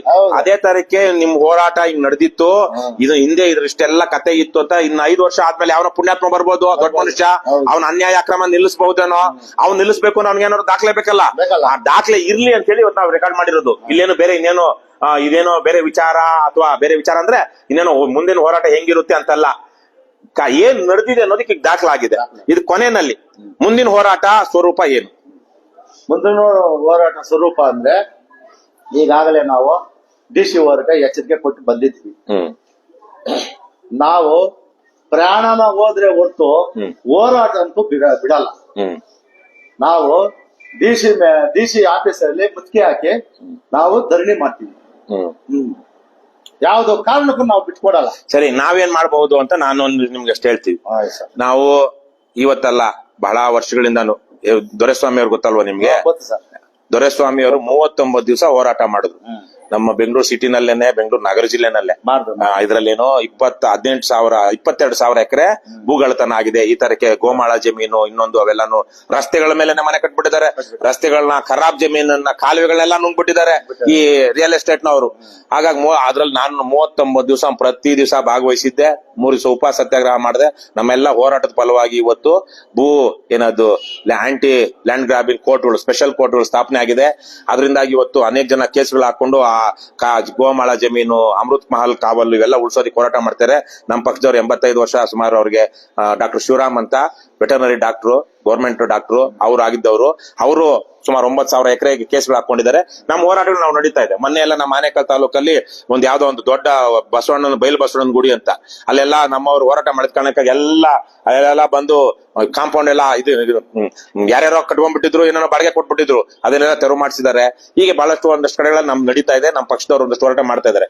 ಹಾಗಾಗಿ ಇವತ್ತು ಈ ಇದು ಯಾವ್ದಿದು ನಿಮ್ದು ಗ್ರಾಮ ಠಾಣಾ ವಿಚಾರದ್ದು ಸಪರೇಟ್. ಈ ಕೆರೆಗಂತೂ ಈಗಾಗಲೇ ನಾವು ಒತ್ತುವರಿ ತೆರವುಗೊಳಿಸೋದಿಕ್ಕೆ ಏನೋ DC ಕೊಟ್ಟಿದೀವಿ. ಕೆರೆನ ಯಾವುದೇ ಊರಿನ ಕೆರೆ ಆಗ್ಲಿ, ಸರ್ಕಾರ ಇವತ್ತು ಪ್ರೊಸೀಜರ್ ಏನ್ ಹೇಳ್ತಾ ಇದೆ, ತಹಸೀಲ್ದಾರ್ ಅವರು, ಕಂದಾಯ ಇಲಾಖೆಯವರು ಹೋಗಿ ಕೆರೆಯನ್ನ ಸಂಪೂರ್ಣವಾಗಿ ಇದು ಮಾಡಿ ಸರ್ವೆ ಮಾಡಿ ಅದಕ್ಕೆಲ್ಲ ಕಾಂಪೌಂಡ್ ಹಾಕಿ ಅದನ್ನ ಗ್ರಾಮ ಪಂಚಾಯತಿ ವ್ಯಾಪ್ತಿ ಇದಕ್ಕೆ ಕೊಡ್ಬೇಕು, ಸುಪರ್ದಿಗೆ ಕೊಡ್ಬೇಕು ಅಂತ. ನಿಮ್ಮೂರಲ್ಲಿ ಅದಾಗಿದ್ಯಾ? ಆಗಿಲ್ಲ. ಹಾಗಾಗಿ ಕರ್ತವ್ಯ ಲೋಪ ಆಗಿದೆ. ಹಾಗಾಗಿ ನೀವು ಈ 31ನೇ ತಾರೀಕು ಒಳಗಡೆ ನೀವು ಅದನ್ನು ಮಾಡ್ಲಿಲ್ಲ ಅಂದ್ರೆ ನಾವು ಮುಂದೆ ಗ್ರಾಮ ಠಾಣಾದು ಒಂದು ಕಡೆ ಇದ್ರು ಕೆರೆ ಉಳಿಸುವಂತ ಕೆಲಸ ನಾವು ಮಾಡ್ಬೋದು. ನಮ್ಮೂರ್ ಕೆರೆ ಪಕ್ಕದಲ್ಲಿ ನೀರಿದ್ದು ನಮಗ್ ಕುಡಿಯಕ್ ನೀರಿಲ್ಲ, ಪಕ್ಕದೂರಿಂದ ನೀರ್ ಬರುತ್ತೆ. ಆಮೇಲೆ ನಿಮ್ಮ ಆ ಕೆರೆ ಪಕ್ಕದಲ್ಲಿ 1-2 ಬಾವಿಗಳಿದೆ. ಯಾರ ಬಾವಿಗಳು ಅಂತ ಗೊತ್ತಿಲ್ಲ ಅದು, ಆದ್ರೆ ಗ್ರಾಮ ಠಾಣದಲ್ಲಿ ಇರುವಂತದ್ದು 2 ಪುರಾತನ ಬಾವಿಗಳು. ಏನು ಅದು ಹೆಚ್ಚು ಕಮ್ಮಿ ಒಂದು 40-50 ಅಡಿ ಇರ್ಬೋದೇನೋ. ಮೇಲೇನೆ ನೀರಿದೆ, ಯಾಕಂದ್ರೆ ಒಳ್ಳೆ ಪಕ್ಕದಲ್ಲಿ ಕೆರೆ ಇದೆ, ನೀರು ಚೆನ್ನಾಗಿದೆ. ನೀರು ಬರ್ತಾ ಇರೋ ಅದರಿಂದ ಒಳ್ಳೆ ಬಾವಿಗಳು. ಆಮೇಲೆ ಅದು ತುಂಬಾ ದೊಡ್ಡ ಇತಿಹಾಸ ಇರುವಂತ ಬಾವಿಗಳೇ ಅನ್ಸುತ್ತೆ. ಆದ್ರೆ ಕೆರೆ ಅದು ಗ್ರಾಮ ಠಾಣಾ ವ್ಯಾಪ್ತಿಲೇ ಇದೆ. ಇವತ್ತು ಅದ್ರ ಏನಿದೆ ಅದನ್ನ ಉಳಿಸುವಂತ ಕೆಲಸವನ್ನ ನಾವು ಮಾಡ್ತೀವಿ. ಈಗ ನಿಮ್ ಗ್ರಾಮ ಠಾಣಾ ಉಳಿಸ್ಕೊಳ್ಳುವಂತ ಕೆಲಸ ನೀವು ಮಾಡ್ಬೇಕು. ನೀವು ಅದಕ್ಕೆ ನೀವು ಯಾವ ತರ ರೂಪರೇಷೆ ಹಾಕೊಳ್ತಿರೋ ಹಾಕೊಳ್ಳಿ. ನಾವು ಮುಂದಿನ ನೀವೇನಾದ್ರು ಒಂದು ತೀರ್ಮಾನ ಮಾಡಿದ್ಮೇಲೆ ನಾವು ಬರ್ತೀವಿ, ಒಂದು ಘೋಷಣೆ ಮಾಡೋಣ. ಈ ತರಕ್ಕೆ ನಾವು ನಮ್ಮ ಮೂಲ ಸ್ಥಾನ ಏನಿದೆ ಉಳಿಸ್ಕೊಳ್ಳೋದಿಕ್ಕೆ, ಮತ್ತೆ ನಮ್ಮ ಪೂರ್ವಿಕರು ಉಳುಮೆ ಮಾಡ್ತಿದ್ದಂತ ಜಮೀನನ್ನ ನಾವು ಸ್ವಾಧೀನ ಪಡಿಸ್ಕೊಳ್ಳೋದಿಕ್ಕೆ ನಾವು ಹೋರಾಟ ಮಾಡ್ತೀವಿ ಅಂತ KRS ಪಕ್ಷ ನಿಮ್ ಜೊತೆಗೆ ನಿಲ್ಲುತ್ತೆ. ನೋಡಿ, ನೀವು BJP ಹತ್ರ ಹೋದ್ರು ಇದೇ ಕತೆ, ಕಾಂಗ್ರೆಸ್ ಹತ್ರ ಹೋದ್ರು ಅದೇ ಕತೆ, JDS ಹತ್ರ ಹೋದ್ರು ಅದೇ ಕತೆ. ಯಾಕಂದ್ರೆ ಅವ್ರೆಲ್ರಿಗೂ ಬೇಕಾದವ್ರು, ಅವ್ರೆಲ್ರಿಗೂ ಬೇಕಾದವ್ರು. ನಾವ್ ಹಂಗಲ್ಲ, ನಾವ್ ಜನರಿಗೆ ಬೇಕಾದವ್ರು. ನಾವು ಯಾರು ದುಡ್ಡಿರೋರಿಗೆ, ಶ್ರೀಮಂತರಿಗೆ, ಭೂ ಕಳ್ತನ ಮಾಡುವಂತವ್ರಿಗೆ, ಕ್ರಿಮಿನಲ್ಗಳಿಗೆ ಬೇಕಾಗಿರೋರಲ್ಲ. ನಾವು ಜನರಿಗೆ ಬೇಕಾಗಿರುವಂತವ್ರು. ನಮ್ಮನ್ನ ಯಾರು ಕೊಂಡ್ಕೊಳ್ಳೋದಿಕ್ ಆಗೋದಿಲ್ಲ, ನಮ್ಮನ್ ಮೇಲೆ ಯಾರು ಇನ್ಫ್ಲೂಯೆನ್ಸ್ ಮಾಡಕ್ ಆಗೋದಿಲ್ಲ. ಯಾರು ಬಂದ್ರು ಪ್ರಾಣಕ್ಕೂ ಎದುರೋದಿಲ್ಲ, ನಾವು ದುಡ್ಡುಗಂತೂ ಬಲಿ ಬೀಳೋದಿಲ್ಲ. ಹಾಗಾಗಿ ನಿಮ್ ಜೊತೆಗೆ ನಾವು ನಿಲ್ತೀವಿ. ಈಗ ನೀವು ತೀರ್ಮಾನ ಮಾಡ್ಬೇಕು, ಗ್ರಾಮಸ್ಥರು ಹೋಗಿ ಇವದೆಲ್ಲ ನಾವೇನ್ ಮಾತಾಡಿದೀವಿ. ಈಗಾಗಲೇ ನಿಮ್ಮೂರವ್ರನ್ನ ಒಂದು 10 ಜನ ನೋಡಿರ್ತಾರೆ. ಯಾಕಂದ್ರೆ ಲೈವ್ ಎಲ್ಲ ಬರ್ತಾ ಇರುತ್ತೆ. ಊರವ್ರನ್ನೇ ನಿಮ್ಮ ಆ ಸ್ಕೂಲ್ ಪಕ್ಕದಲ್ಲಿ ಕೂತಿರೋರು, ಅಂಗಡಿ ಕೂತಿರೋರು, ಮನೇಲಿ ಕೂತಿರೋರು ವಿಡಿಯೋ ನೋಡಿರ್ತಾರೆ. ನಾವೇನ್ ತೀರ್ಮಾನ ಮಾಡಿದೀವಿ, ಏನ್ ಮಾತಾಡಿದೀವಿ ಅನ್ನೋದನ್ನು ಬಹುಶಃ ಇಷ್ಟು ಇದಾಗಿ ರೆಕಾರ್ಡ್ ಯಾವತ್ತೂ ಆಗಿರ್ಲಿಲ್ಲ ಅನ್ಸುತ್ತೆ ಇಡೀ ಇತಿಹಾಸ. ಒಂದಷ್ಟು ಇತಿಹಾಸ ಇಲ್ಲಿ ರೆಕಾರ್ಡ್ ಆಗಿದೆ. ಇವೆಲ್ಲ ಮಾತಾಡಿ ನೀವು ಇವತ್ತು ನಾಳೆ ಹೋಗಿ ಊರಲ್ಲಿ ಒಂದ್ ಸಭೆ ಮಾಡ್ರಿ, ಊರವ್ರನ್ನೆಲ್ಲ ಕರೀರಿ. ಕೆಲವೊಬ್ರಿಗೆ ಸಾಕಾಗ್ಬಿಟ್ಟಿರುತ್ತೆ, ಆಗಲ್ಲಪ್ಪ ಅನ್ಸ್ಬಿಟ್ಟಿರುತ್ತೆ, ಬೇಸರ ಆಗಿರುತ್ತೆ. ಇನ್ ಕೆಲವೊಬ್ರಿಗೆ ನಮ್ಗೇನೋ ಒಂದ್ ಸ್ವಲ್ಪ ಲಾಭ ಆದ್ರೆ ಸಾಕು, ನಮ್ಮ ಒಂದು ಏನು ಮನೆ ಕಟ್ಕೊಂಡಿದ್ದೀವಿ ಅದು ಹಕ್ಕುಪತ್ರ ಸಿಕ್ಕರೆ ಸಾಕು ಅಂತ ಇರುತ್ತೆ. ಆದ್ರೆ ಇದು ಅದಕ್ಕಿಂತ ಮೀರಿದ್ದು. ಒಂದಷ್ಟು ಜನ ನೀವು ಗಟ್ಟಿಯಾಗಿ ನಿಂತ್ಕೊಂಡು ಒಟ್ಟಾರೆ ಏನ್ ಅನ್ಯಾಯ ಆಗಿದೆ. ಇದೇ ತರದ ಆಮೇಲೆ ಈ ತರ ದುಡ್ಡು ಮಾಡಿದವ್ರು ಏನ್ ಮಾಡ್ತಾರೆ, ಅಧಿಕಾರಿಗಳನ್ನ ಭ್ರಷ್ಟ ಮಾಡ್ತಾರೆ, ಜನರನ್ನ ಭ್ರಷ್ಟ ಮಾಡ್ತಾರೆ, ಜನಪ್ರತಿನಿಧಿಗಳನ್ನ ಭ್ರಷ್ಟ ಮಾಡ್ತಾರೆ. ಈಗ ನಿಮ್ಮೂರಲ್ಲೇನೆ ಯಾವನೋ ಬಂದು ಇದರಿಂದ ಅನುಕೂಲ ಆಗುತ್ತೆ ಅಂದ್ರೆ ನಿಮ್ಮೂರಲ್ಲಿ 20 ಲಕ್ಷ 30 ಲಕ್ಷ ಖರ್ಚು ಮಾಡಿ ಗ್ರಾಮ ಪಂಚಾಯತಿ ಸದಸ್ಯ ಮಾಡಿಸ್ಕೊಂಡ್ಮೇಲೆ ಆ ಗ್ರಾಮ ಪಂಚಾಯತಿ ಸದಸ್ಯ ಯಾರ್ ಮಾತ್ ಕೇಳ್ತಾನೆ? ಓಟ್ ಹಾಕ್ದವ್ರ ಮಾತ್ ಕೇಳ್ತಾನೋ, ಅವನಿಗೆ ದುಡ್ಡು ಕೊಟ್ಟು ಗೆಲ್ಸ್ಕೊ ಬಂದವ್ರ ಮಾತ್ ಕೇಳ್ತಾನೋ? ಅವಾಗ ಗ್ರಾಮ ಪಂಚಾಯತಿ ತರಾವುಗಳು ಯಾರ ಪರವಾಗಿರುತ್ತೆ? ಬಲಾಢ್ಯರ ಪರವಾಗಿ, ಶ್ರೀಮಂತರ ಪರವಾಗಿರುತ್ತೆ. ಅಧಿಕಾರಿಗಳು ಯಾರ ಪರವಾಗಿರ್ತಾರೆ? ಶ್ರೀಮಂತರ ಪರವಾಗಿರ್ತಾರೆ. ಒಟ್ಟಾರೆ ವ್ಯವಸ್ಥೆನೆ ಬಡವರ ವಿರುದ್ಧವಾಗಿರುತ್ತೆ. ಹಾಗಾಗಿ ಈ ತರ ಅಕ್ರಮವಾಗಿ ಸಂಪಾದನೆ ಮಾಡಿದ ದುಡ್ಡನ್ನ ಇವಾಗ ಬೆಂಗಳೂರಲ್ಲಿ MS ರಾಮಯ್ಯ ಅವ್ರ ಮಕ್ಕಳದೇನು ಅವ್ರನ್ನ ನುಂಗ್ಕೊಳ್ಳೋ ಅಂತ ಶ್ರೀಮಂತರು ಬೆಂಗಳೂರಲ್ಲಿ ಇದ್ದಾರೆ. ಯಾವುದು IT ಬಿಟಿಲ್ ಮಾಡಿರೋ ಒಬ್ಬೊಬ್ರು 5,000 10,000 20,000 ಕೋಟಿಗೆ ಇರುವಂತವ್ರು ಬೆಂಗಳೂರಲ್ಲಿ ಇದ್ದಾರೆ. ಏನು ಅವ್ರು ಯಾರು 50,000 ಕೋಟಿ ಮೇಲೆ ಅನ್ಸುತ್ತೆ ಯಾರು ಅಜೀಂ ಪ್ರೇಮ್ಜಿ ಕೊಟ್ಟಿರೋದು. ಇವ್ರ ಎಷ್ಟ್ ಜನ ಸೇರಿದ್ರೆ ಅಜೀಂ ಪ್ರೇಮ್ಜಿ ಅಲ್ವಾ? ಆದ್ರೆ ಅವರೆಲ್ಲ ಎಲೆಕ್ಷನ್ ಅಲ್ಲಿ ಬಂದು ಈ ತರ ಜನರಿಗೆ ದುಡ್ಡು ಕೊಡ್ತಾ ಇದಾರಾ? ಅಧಿಕಾರಿಗಳನ್ನ ಭ್ರಷ್ಟ ಮಾಡ್ತಾ ಇದಾರಾ? ರಾಜಕಾರಣಿಗಳನ್ನ ಭ್ರಷ್ಟ ಮಾಡ್ತಾ ಇದ್ರೆ ಕಾನೂನು ಪ್ರಕಾರ ಏನಿದೆ ಅದ್ ಮಾಡ್ತಾ ಇರ್ತಾರೆ. ಇವರೇ ಹೋಗ್ಬೇಕಾದ್ರೆ ಸ್ವಲ್ಪ ತೊಂದರೆ ಕೊಟ್ಟು ಬೇಕಾದ್ರೆ ದೊಡ್ಡ ಶ್ರೀಮಂತರ ಹತ್ರ ಒಂಚೂರು ಸುಲಿಗೆ ಮಾಡ್ಕೊಂಡ್ ಬರ್ಬೋದು ರಾಜಕಾರಣಿಗಳು. ಆದ್ರೆ ಅವ್ರು ನಮ್ಮನ್ ಪಾಡಿ ನಮ್ಮನ್ ಬಿಟ್ರೆ ಸಾಕಪ್ಪ ಅಂತಿರ್ತಾರೆ. ಆದ್ರೆ ಈ ತರಕ್ ದುಡ್ಡು ಮಾಡಿದವರು, ಈ ತರಕ್ ಮಾಡಿದಂತವ್ರು ಕೆಳಗಿನಿಂದ ಹಿಡಿದು ಮೇಲಿನ ತನಕ ಇಡೀ ವ್ಯವಸ್ಥೆಯನ್ನ ನಾಶ ಮಾಡ್ತಾರೆ, ಕಾನೂನನ್ನ ನಾಶ ಮಾಡ್ತಾರೆ.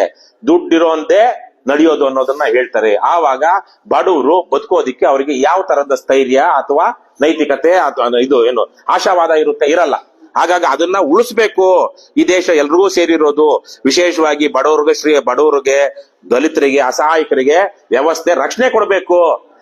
ದುಷ್ಟ ಶಿಕ್ಷಣ ಶಿಷ್ಟ ರಕ್ಷಣಾ ಅಂತಾರಲ್ವಾ, ಅಸಹಾಯಕರಿಗೆ ಒಳ್ಳೆಯವರಿಗೆ ರಕ್ಷಣೆ ಕೊಟ್ರೆ ಮಾತ್ರ ಅದು ವ್ಯವಸ್ಥೆ.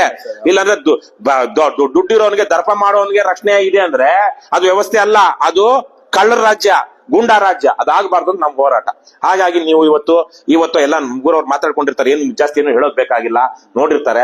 ಇವತ್ತು ಹೋಗಿ ನೀವು ಸಂಜೆಗೆ ನಾಳೆನೋ ನಾಡಿದ್ದು ಎಲ್ಲ ನಿಮ್ ದೇವಸ್ಥಾನ ನೋಡಿದ್ವಲ್ಲ, ಅಥವಾ ಪಕ್ಕದಲ್ಲಿ ಯಾವ್ದೋ ಒಂದ್ ಮನೆ ಅಲ್ಲಿ ಒಪ್ಪಾರ ಏನೋ ಇರುತ್ತಲ್ಲ, ಅಲ್ಲಿ ಒಂದ್ ಮಾತಾಡೋಣ ಅಂತ, ಅಥವಾ ಸ್ಕೂಲ್ ಒಳಗಡೆ ಒಂದ್ ಸಭೆ ಮಾಡಿ ಇವಾಗೆಲ್ಲ ಆಗಿದೆ. ಮುಂದಕ್ಕೆ ಈ ಸರ್ಕಾರನೇ ಈ ತರ ತೀರ್ಮಾನ ಮಾಡ್ಬಿಟ್ಟಿದೆ. ಆ ಇಡೀ ಗ್ರಾಮ ಠಾಣೆ ಏನಿದೆ ಅವ್ರ ಹೆಸರಿಗೆ ದಾಖಲೆಗಳು ಬಂದ್ಬಿಡುತ್ತೆ ಇನ್ ಕೆಲವೇ ದಿವಸದಲ್ಲಿ. ಮತ್ತೆ ಇದು ನಮ್ದೇನಿದೆ ಇದು ಸರ್ಕಾರ ಅಂತ ಆಗುತ್ತೆ. ಸರ್ಕಾರ ಇಲ್ಲೇನಾದ್ರು ಇನ್ನೂ ತಿಳ್ಕೊಳ್ಬೇಕು, ಸರ್ಕಾರನೇ ಇಲ್ಲಿ ಕೊಡ್ಬೇಕು ಅಂದ್ರೂ ಅದು ಎಷ್ಟೋ ಊರುಗಳಲ್ಲಿ ಇಲ್ಲಿ ತನಕ ಆಗಿಲ್ಲ. ತಹಸೀಲ್ದಾರು ಇರ್ಬೇಕು, ಇರ್ಬೇಕು, MLA ಇರ್ಬೇಕು, ಅದಕ್ಕೆ ಇದನ್ನ ಆಶ್ರಯ ವಸತಿ ಯೋಜನೆ ಇರುತ್ತಲ್ಲ ಆ ತರದಲ್ಲಿ ಕೊಡ್ಬೇಕು, ಅದಕ್ಕೆ ಅರ್ಜಿ ಕೊಡ್ಬೇಕು. ಬಹಳ ದೊಡ್ಡ ಪ್ರೊಸೀಜರ್. ಆ ಪ್ರೊಸೀಜರ್ ಪ್ರಕಾರ ಹೋಗೋಷ್ಟೊತ್ತಿಗೆ ನಿಮ್ಗೆ ಇನ್ನ 10 ವರ್ಷ ಆದ್ರೂ ಆಗುತ್ತೋ ಇಲ್ವೋ ಗೊತ್ತಿಲ್ಲ. ಅಲ್ಲಿ ತನಕ ನಿಮ್ಗೆ ಹಕ್ಕುಪತ್ರಗಳು ಸಿಗಲ್ಲ. ಅದು ಮಾಡಿದ್ರು ತೋರಿಸ್ತೀನಿ. ಅಲ್ಲ ಇರ್ಲಿ, ಹಕ್ಕುಪತ್ರ ಕೊಡಕ ಮಾಡಿದ್ರು, ಅದು ಆಗಿಲ್ಲ, ಆಗೋದಿಲ್ಲ. ಹಾಗಾಗಿ ಇವಾಗ ನೀವು ಇದೆಲ್ಲ ಮಾತಾಡ್ಕೊಂಡು ನೀವು ಸಭೆ ಮುಂದೂಡಲು ಸಾರ್ವಜನಿಕ ನಿವೇಶನ ಫಲಾನುಭವಿ ಪಟ್ಟಿಯಲ್ಲಿ ಅಕ್ರಮ ಇದೇನೆ. ನಿಮ್ಮೂರಲ್ಲಿ ಇಲ್ದೇ ಇರೋರೆಲ್ಲ ಬಂದ್ಬಿಡ್ತಾರೆ ಅದ್ರಲ್ಲಿ. ನಿಮ್ದು 6 ಎಕರೆ ಜಮೀನ್ ಇದ್ರೆ ಈಗ ಏನು 2 ಎಕರೆ ಅಂತ ಹೇಳ್ತಾ ಇದ್ರು ನೀವು ವಾಸ ಇರುವಂತದ್ದು ಖರಾಬ್ ಭೂಮಿ ಅಂತ. ಆ 2 ಎಕರೆನಲ್ಲಿ ಇನ್ನೊಂದು 50 ಜನ ಹೊರನವ್ರು ಬರ್ತಾರೆ. ಆದ್ರೆ ನಿಮ್ಗಿರೋ 50 ಕುಟುಂಬಗಳಿಗೆ 6 ಎಕರೆಯಲ್ಲಿ 106 ಕುಟುಂಬಗಳಿಗೆ 2 ಎಕರೆಯಲ್ಲಿ ಹಂಗೆ ಬರೋದಿದ್ದು. ಅಲ್ಲಿ ಧರಣಿ ಮಾಡಿ ಇವರು ಯುವತ ಆಫೀಸ್ ಹತ್ರ ನಿಲ್ಸಿದ್ರಿ, ಅದನ್ನ ಬೀಗ ಹಾಕ್ಸಿ ನಿಲ್ಸಿದ್ವಿ. ಸೊ ನೀವೆಲ್ಲ ಅದಷ್ಟು ಹೋರಾಟ ಮಾಡಿದೀರಾ. ಆಮೇಲೆ ನಮ್ಮನ್ನಷ್ಟೇ ಅಲ್ಲ, ನೀವ್ ಇಲ್ಲಿ ತನಕ ಈಗ ಯಾಕಂದ್ರೆ ನಮ್ಮ ಆನೇಕಲ್ ಬಿ ಗೋಪಾಲ್ ಅವ್ರ ಜೊತೆಗೆ ಮರ್ಸರ ಮುನಿಯಪ್ಪ ಈ ತರ ಅನೇಕ ಹೋರಾಟಗಾರರ ಜೊತೆ ಓಡಾಡಿದ್ದಂತವ್ರು, ಅವರಲ್ಲಿ ಯಾರಾದ್ರೂ ಬರೋ ಆಗಿದ್ರೆ ಅವ್ರ ಜೊತೆನೂ ಒಂದ್ಸಲ ಕರೀರಿ. ನಾವಂತೂ ನಮ್ ಕೈಲಾಗಿದ್ ನಾವು ಹೋರಾಟ ಮಾಡ್ತೀವಿ. ಬೇರೆಯವ್ರನ್ನ ಯಾರಾದ್ರೂ ಪ್ರಾಮಾಣಿಕವಾಗಿದ್ರೆ ಇನ್ವಾಲ್ವ್ ಮಾಡ್ಕೊಳ್ಬಹುದಾಗಿದ್ರೆ ಕರೀರಿ, ಅವ್ರ ಜೊತೆ ಎಲ್ಲ ಚರ್ಚೆ ಮಾಡಿ ನಾವೊಂದು ಹೋರಾಟ ರೂಪಿಸೋಣ. ಇದನ್ನ ಸಮಾಜ ಗಮನಕ್ಕೆ ತರೋಣ, ಸಮಾಜದ ಗಮನಕ್ಕೆ ತರೋಣ. ಸಮಾಜ ಏನ ಬೇಕಾದ್ರೂ ತೀರ್ಮಾನ ಮಾಡ್ಲಿ, ವ್ಯವಸ್ಥೆ ಏನ್ ಬೇಕಾದ್ರೂ ತೀರ್ಮಾನ ಮಾಡ್ಲಿ. ಆದ್ರೆ ಇಡೀ ಇದ್ರಲ್ಲಿ ನಾನ್ ನಿಮ್ಮನ್ನ ಮೆಚ್ಕೊಂಡೆ. ನೀವು ಎಲ್ಲಾ ದಾಖಲೆಗಳು ಹಾಗೆ ಇಟ್ಟಿದ್ದೀರಾ, ಮತ್ತೆ ಹೋರಾಟನ ನಿಲ್ಲಿಸಿಲ್ಲ, ನಡ್ಸ್ಕೊಂಡೇ ಬಂದಿದ್ದೀರಾ. ಆದ್ರೆ ಇವತ್ತು ನಿಮ್ ಹೋರಾಟಕ್ಕೆ ಫಲ ಇಲ್ಲದ ರೀತಿನಲ್ಲಿ ಒಂದು ಸರ್ಕಾರ ತೀರ್ಮಾನ ಮಾಡಿದೆ. ಹಾಗಾಗಿ ಇವತ್ತು ನಿಮ್ಮಂತ ಹೋರಾಟಗಾರರನ್ನ ದೀಪಕ್, ರಘುಪತಿ ಅಲ್ಲೊಂದು ಶಾಲು ಇದ್ರ ತಗೊಬರೋಣ. ನಿಮ್ಗೆ ಇಲ್ಲ ನನಗೆ ಬೆಳಿಗ್ಗೆ ಬಂದಾಗ್ಲೇ ಮರ್ತೋಯ್ತು, ರಾತ್ರಿ ಜ್ಞಾಪಿಸ್ಕೊಂಡೆ ನಿಮ್ದೆಲ್ಲ ನೋಡಿದ್ಮೇಲೆ. ನಮ್ ಕಡೆಯಿಂದ ಯಾಕಂದ್ರೆ ಸ್ಫೂರ್ತಿ ಬಹಳ ಜನ ನಮ್ಮ ಪಕ್ಷದ ನಾವು ಪ್ರತಿ ವರ್ಷ ನಮ್ ಲಂಚ ಮುಕ್ತ ಕರ್ನಾಟಕ ನಿರ್ಮಾಣ ವೇದಿಕೆ ಅಂತ ಒಂದು ಇದಿದೆ, ಅದರಲ್ಲಿ ಪ್ರತಿ ವರ್ಷ ಡಿಸೆಂಬರ್ 12ಕ್ಕೆ 30 ವರ್ಷದಿಂದ ನಿಮ್ಮನ್ನ ಫಾಲೋ ಮಾಡ್ತಾನೆ ಇದ್ದೀವಿ. ಇಲ್ಲ, ನಾವು 30 ವರ್ಷ ಇಲ್ಲ, ಒಂದು 15 ವರ್ಷದಿಂದ ಸಕ್ರಿಯವಾಗಿರೋದು. ಅಲ್ಲ, ನಿಮ್ಮನ್ನ ನೋಡಿದ್ದೀನಿ ನಾನು. ನಾವು ಈ ಫೀಲ್ಡ್ ಆಗಿದ್ವಲ್ಲ, ನಾವು ಹಾಗಾಗಿ ನಾವು ಮಾಡ್ತಾ ಇದ್ದೀವಿ. ನೀವು ಹಿರೇಮಠ ಹತ್ರನೇ ಒಂದ್ 10 ವರ್ಷದಿಂದ ತಗೊಂಡು ಹೋಗ್ಬೇಕಿತ್ತು ಇದನ್ನ, 4-5 ವರ್ಷದಿಂದ. ಊರಲ್ಲೇನ ಹಿಂಗೆ ಸರ್ ಇವಾಗ ಇರ್ಲಿ. ಈಗ ಹಿರೇಮಠ ತರಕ್ಕೆ ನಮ್ಮ ಅವ್ರ ಆದಿಲೆ ನಡೀತಿರೋರು ನಮ್ಮ ಪಕ್ಷದ ನಮ್ಮ ಅಧ್ಯಕ್ಷರು ಸೇರಿದಂತ ಹಲವಾರು ಜನ ಇದಾರೆ, ಮತ್ತೆ ಇದೀವಿ ನಾವು ನಿಮ್ ಜೊತೆಗೆ ಇರ್ತೀವಿ. ಆದ್ರೆ ನಿಮ್ಮಂತ ಹೋರಾಟ ಏನಿದೆ, ಈ ಹೋರಾಟ ಪ್ರಾಮಾಣಿಕವಾಗಿ ಜನ ಮಾಡ್ಬೇಕು ಎಲ್ಲಾ ಕಡೆಗಳಲ್ಲೂ, ಮತ್ತೆ ಬಿಡಬಾರ್ದು. ಆಮೇಲೆ ಇವತ್ತೇನೋ ನಮ್ ಕೋಪ ಬಂತು ನೋಡಿ ಹೋರಾಟ ಮಾಡೋಣ, ನಾಳೆಗೆ ಏನು ಕೋಪ ಇಲ್ಲ ಹೋರಾಟ ಬಿಟ್ಬಿಡೋಣ ಅನ್ನೋ ತರ ಜನನೇ ಜಾಸ್ತಿ. ಮಧ್ಯದಲ್ಲಿ ಆಗ್ಲೇ ನೀವ್ ಹೇಳ್ದಂಗೆ ಯಾರು ದುಡ್ಡು ಕೊಟ್ರೆ ಅವ್ರ ಕಡೆ ಸುಮ್ನಾಗ್ಬಿಡ್ತಾರೆ, ಅಥವಾ ಎದುರಿಸಿದ್ರು ಸುಮ್ನಾಗ್ಬಿಡ್ತಾರೆ. ಆಮೇಲೆ ಒಂಟಿಯಾಗಿ ಹೋರಾಟ ಮಾಡ್ಬಿಡುತ್ತೆ ನಾವ್ ಯಾವಾಗ್ಲೂ ಹೇಳೋದು. ಗುಂಪಲ್ ಮಾಡಿ. ಈಗ ನಾವು 4 ಜನ ಇದ್ದೀವಿ, 4 ಜನರಲ್ಲಿ ಒಬ್ಬನ್ನ ಎದುರಿಸ್ಬಿಟ್ಟು ಮನೇಲಿ ಕೂರಿಸ್ಬೋದು, ಅಕಸ್ಮಾತ್ ಅವ್ನು ಸಾಯಿಸ ಬಿಡ್ಬೋದು. ಮಿಕ್ಕಿದ 3 ಜನ ಗಟ್ಟಿಯಾಗಿದ್ದಾರೆ, ಅವಾಗ ಏನ್ ಮಾಡ್ತಾರೆ? ಏನು ಮಾಡಕ್ಕಾಗಲ್ವಲ್ಲ, ಹೋರಾಟ ನಡೀತಾನೆ ಇರುತ್ತೆ. ಆದ್ರೆ ಒಬ್ಬನೇ ಇದ್ರೆ ಅವ್ನ್ ತೆಗೆದ್ರೆ ಮುಗೀತು. ಅಲ್ಲ, ಅವ್ನ್ ಪ್ರಾಣನೇ ತೆಗಿಬಹುದು ಅಥವಾ ದುಡ್ಡೇ ಕೊಡ್ಬೋದು. ಅವ್ನ್ ಸುಮ್ನ ಆದ್ಮೇಲೆ ಹೋರಾಟ ಮುಗೀತು. ಅದಕ್ಕೇನೆ ಯಾವತ್ತೂ ಒಂದ್ ಸಂಘ, ಒಂದ್ ಸಂಸ್ಥೆ, ಒಂದ್ ವೇದಿಕೆ, ಅಸೋಸಿಯೇಷನ್ ಮಾಡ್ಕೊಂಡು ಹೋರಾಟ ಮಾಡಿ. ಅದರಿಂದ ಹೋರಾಟ ಮಾಡಿ, ಇಂಡಿವಿಜುವಲ್ ಆಗಿ ಹೋರಾಟ ಮಾಡಬೇಡಿ, ಬಹಳ ದಿವಸ ಮಾಡಕ್ಕಾಗಲ್ಲ ಅಂತ ನಾವು ಅನೇಕ ಜನರಿಗೆ, ಹೋರಾಟಗಾರರಿಗೆ ತರಬೇತಿ ಕೊಡುವಾಗ, ಶಿಬಿರಗಳು ಮಾಡುವಾಗ ಹೇಳ್ತೀವಿ. ಈಗ ನಮ್ಮೆಲ್ಲ KRS ಪಕ್ಷದ ವತಿಯಿಂದ ನಮ್ಮ ನಾಗರಾಜ್ ಅವ್ರಿಗೆ ಬಹಳ ನೂರಾರು ದಾಖಲೆಗಳನ್ನ ಇಟ್ಕೊಂಡು ಎಷ್ಟು ಬಹುಶಃ ಒಂದು 50-100 ಪತ್ರಗಳನ್ನೇ ಬರೆದಿರ್ಬೇಕು. ರಾಷ್ಟ್ರಪತಿಗಳಿಗೆ, ಉಪರಾಷ್ಟ್ರಪತಿಗಳಿಗೆ, ಜಡ್ಜ್ಗಳಿಗೆ, ಚೀಫ್ ಸೆಕ್ರೆಟರಿಗಳಿಗೆ, ಮುಖ್ಯಮಂತ್ರಿಗಳಿಗೆ ಎಲ್ಲ ಮಾಡಿದ್ದೀರಾ. ಆದ್ರೆ ಎದುರಿರುವಂತವ್ರು, ನಿಮ್ಮ ಆಪೋಸಿಟ್ ಇರುವಂತವ್ರು ತುಂಬಾ ಬಲಾಢ್ಯರು, ಬಲಿಷ್ಠರು. ಅವರಿಗೆ ನ್ಯಾಯ, ನೀತಿ, ಕಾನೂನು ಯಾವ್ದು ಬೇಕಾಗಿಲ್ಲ.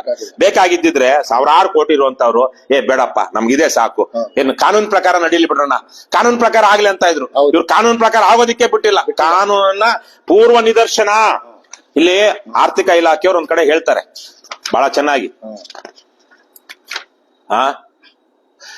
ಇದು ಅಮೂಲ್ಯವಾದ ಸರ್ಕಾರಿ ಭೂಮಿ ಹಾಗೂ ಖಾಸಗಿ ಭೂಮಿಯ ನಡುವಿನ ಭೂ ವಿನಿಮಯ ಮಾಡಿದಲ್ಲಿ, ಅದಲು ಬದಲು ಮಾಡಿದಲ್ಲಿ ಈ ತರಹದ ಸಮಾನಾಂತರ ಪ್ರಕರಣಗಳಿಗೆ ಕೆಟ್ಟ ಪೂರ್ವ ನಿದರ್ಶನವಾಗುತ್ತದೆ. ಆದ್ದರಿಂದ ಆರ್ಥಿಕ ಇಲಾಖೆಯ ಸಹಮತಿ ಈ ಅದಲು ಬದಲಿಗೆ ಇಲ್ಲ ಅಂತ ಬರೀತಾರೆ. ಹಾಗಾಗಿ ಇಷ್ಟೆಲ್ಲ ಇರುವಾಗ ಇಂತಹ ಒಂದು ಕಾನೂನು ಬಾಹಿರವಾದ ಸರ್ಕಾರ ಮುಂದಿನ ದಿನಗಳಲ್ಲಿ ಕಳ್ಳರು ಕದಿಮರೆಲ್ಲ ಬಳಸಬಹುದಾದಂತಹ ಒಂದು ವಿಚಾರಕ್ಕೆ ಅನುವು ಮಾಡಿಕೊಡ್ತಾರೆ ಅಂದ್ರೆ ಇವರು ನಿಜಕ್ಕೂ ತಪ್ಪು ಮಾಡಿದ್ದಾರೆ. ನಾನು ಈಗ ಇವೆಲ್ಲ ಇರುವಾಗ ಒಂದು MR ಸೀತಾರಾಮ್ ಅವ್ರಿಗೆ ನಮ್ಮೆಲ್ಲರ ಪರವಾಗಿ ಒಂದು ವಿಚಾರ ಮನವಿನೂ ಮಾಡ್ಬಿಡ್ತೀನಿ. ಯಾಕಂದ್ರೆ ನಾನು ಅವ್ರು ನೋಡಿಲ್ಲ, ಸುಮ್ನೆ ಅಲ್ಲಿ ಇಲ್ಲಿ ಪೇಪರ್ ಅಲ್ಲಿ ಇದ್ರಲ್ಲಿ ನೋಡಿರೋದ್ ಬಿಟ್ರೆ, ಸಾಕಷ್ಟು ಶ್ರೀಮಂತರಿದ್ದೀರಾ, ಊರಿನ ಜನ ಬಡವರಿದ್ದಾರೆ. ನೀವು ಮಾಡಿರೋ ಕೆಲವೊಂದು ಕೆಲಸಗಳಿಂದಾಗಿ ತಪ್ಪುಗಳಾಗಿದೆ. ತಪ್ಪುಗಳು ನಾಳೆನೆ ತಿದ್ಕೋಬೇಕು, ಇವತ್ತಿನ ಹಿಂದೆನೆ ತಿದ್ಕೋಬೇಕಿತ್ತು ಅಂತಿಲ್ಲ. ಇವತ್ತು ತಿದ್ಕೋಬೋದಲ್ಲ, ನಾಳೆನೂ ತಿದ್ಕೋಬೋದಲ್ಲ. ತಿದ್ಕೊಳ್ಳದೆ ಇದ್ರೆ ಮಾತ್ರ ಅವನು ಪಾಪಿಷ್ಟ. ಆದ್ರೆ ಆಗಿರೋ ತಪ್ಪನ್ನ ತಿದ್ಕೊಂಡು ಪ್ರಾಯಶ್ಚಿತ್ತ ಮತ್ತು ಪಶ್ಚಾತ್ತಾಪ ಅಂತ 2 ಇರುತ್ತೆ. ಪಶ್ಚಾತ್ತಾಪಕ್ಕೆ ಏನ್ ದೊಡ್ಡ ಶಿಕ್ಷೆ ಇರೋದಿಲ್ಲ. ಅಪ್ಪ ಸಾಕಪ್ಪ ನಾನು ಇನ್ಮೇಲೆ ತಪ್ಪು ಮಾಡ್ಬಿಟ್ಟೆ, ಮಾಡಬಾರ್ದಿತ್ತು, ದೇವರೇ ಕ್ಷಮಿಸ್ಬಿಡಪ್ಪ ಅಂದ್ಕೊಳ್ಳೋದು ಪಶ್ಚಾತ್ತಾಪ. ಪ್ರಾಯಶ್ಚಿತ್ತ ಅಂತ ಇರುತ್ತೆ. ಮಾಡಿದ ತಪ್ಪಿಗೆ ನಾವು ಒಂದ್ ದಿವಸ ಉಪವಾಸ ಇರ್ತೀನಿ, ಅಥವಾ ದೇವರಿಗೆ ನಡ್ಕೊಂಡು ಬಂದು ನಾನು ಏನು ಬರಿಗಾಲಲ್ಲಿ ಬಂದು ಮಾಡ್ತೀನಿ, ಅಥವಾ ಇನ್ನೇನೋ ಒಂದು ವ್ರತ ಇರ್ತೀನಿ ಅಂತೀವಲ್ವಾ, ಅದು ಪ್ರಾಯಶ್ಚಿತ್ತ. ಪಶ್ಚಾತ್ತಾಪ ಬೇರೆ, ಪ್ರಾಯಶ್ಚಿತ್ತ ಬೇರೆ. ಆದ್ರೆ ಪಶ್ಚಾತ್ತಾಪನಾದ್ರೂ ಪಡ್ಲಿ ಇವರು. ಪ್ರಾಯಶ್ಚಿತ್ತಕ್ಕಿಂತ ಮೊದಲು MR ಸೀತಾರಾಮ ಅವರ ಅಣ್ಣ ತಮ್ಮಂದ್ರು ಏನಿದ್ದಾರೆ ಅವರು ನಮ್ ಕಡೆಯಿಂದ ತಪ್ಪಾಗಿದೆ, ನಾವು ನಮ್ಮ ಅಧಿಕಾರವನ್ನ ಜನ ಕೊಟ್ಟು ನಮ್ಮ MLA ಮಾಡಿರೋದನ್ನ ನಾವು ಮಂತ್ರಿ ಮಾಡಿದ ಅಧಿಕಾರವನ್ನ ದುರ್ಬಳಕೆ ಮಾಡ್ಕೊಂಡು ಮತ್ತೆ ಕಾನೂನು ಯಾವ ಕಾನೂನನ್ನ ಅವರು ಓದ್ ತಗೊಳ್ತಾರಲ್ಲ MLA ಆದ್ಮಾಗ ಸಚಿವ ಆದಾಗ, ನಾನು ಸಂವಿಧಾನವನ್ನ ಫಾಲೋ ಮಾಡ್ತೀನಿ, ಕಾನೂನು ಬದ್ಧವಾಗಿ ನ್ಯಾಯ ನೀತಿನ ನಮ್ಮ ಅಪ್ಪನ ಮೇಲೆ ಆಣೆ, ನಮ್ಮ ತಾಯಿ ಮೇಲೆ ಆಣೆ, ಸಂವಿಧಾನ ಏನೋ ಆಣೆ ಮಾಡ್ತಾರಲ್ಲಪ್ಪ, ಅವ್ಯಾವ ಮಾಡ್ದಂಗೆ ಕಾಣಿಸ್ತಾ ಇಲ್ಲ. ಯಾಕಂದ್ರೆ ಅವ್ರಿಗೆ ಯಾವುದೇ ಕಾನೂನು ಅಪ್ಲೈ ಆಗಿಲ್ಲ. ಹಾಗಾಗಿ ದಯವಿಟ್ಟು ಕಾನೂನನ್ನ ಅಪ್ಲೈ ಮಾಡ್ಕೊಂಡು ಈಗಲಾದ್ರೂ ಮುಂದಿನ ದಿನಗಳಲ್ಲಿ ಪ್ರಾಮಾಣಿಕವಾಗಿ ಒಳ್ಳೆ ದುಡ್ಡು ಮಾಡಿ ನಿಮ್ ಬೇಕಾದ್ರೆ ಭಾರತದ ಬಿಲ್ ಗೇಟ್ಸ್ ಇಲಾನ್ ಮಸ್ಕ್ ಆಗಿ ಅಥವಾ ಡೊನಾಲ್ಡ್ ಟ್ರಂಪ್ ಆಗಿ, ಅವನು ರಿಯಲ್ ಎಸ್ಟೇಟ್ ಮೊಗಲ್ಲು, ದೊಡ್ಡ ದೊಡ್ಡ ಬಿಲ್ಡಿಂಗ್ ಗಳು ರಿಯಲ್ ಎಸ್ಟೇಟ್ ಮಾಡಿದಂತನು ಅವನೇ ಆಗಿ ಪರವಾಗಿಲ್ಲ, ನ್ಯಾಯವಾದ ಮಾರ್ಗದಲ್ಲಿ ಮಾಡಿ ಬಡವರಿಗೆ, ಅಸಹಾಯಕರಿಗೆ, ದುರ್ಬಲರಿಗೆ ಮೋಸ ಮಾಡಿ, ವಂಚನೆ ಮಾಡಿ, ಎದುರಿಸಿ ಬೆದರಿಸಿ ದುಡ್ಡು ಮಾಡೋದ್ರಿಂದ ಅದು ಉಳಿಯೋದಿಲ್ಲ.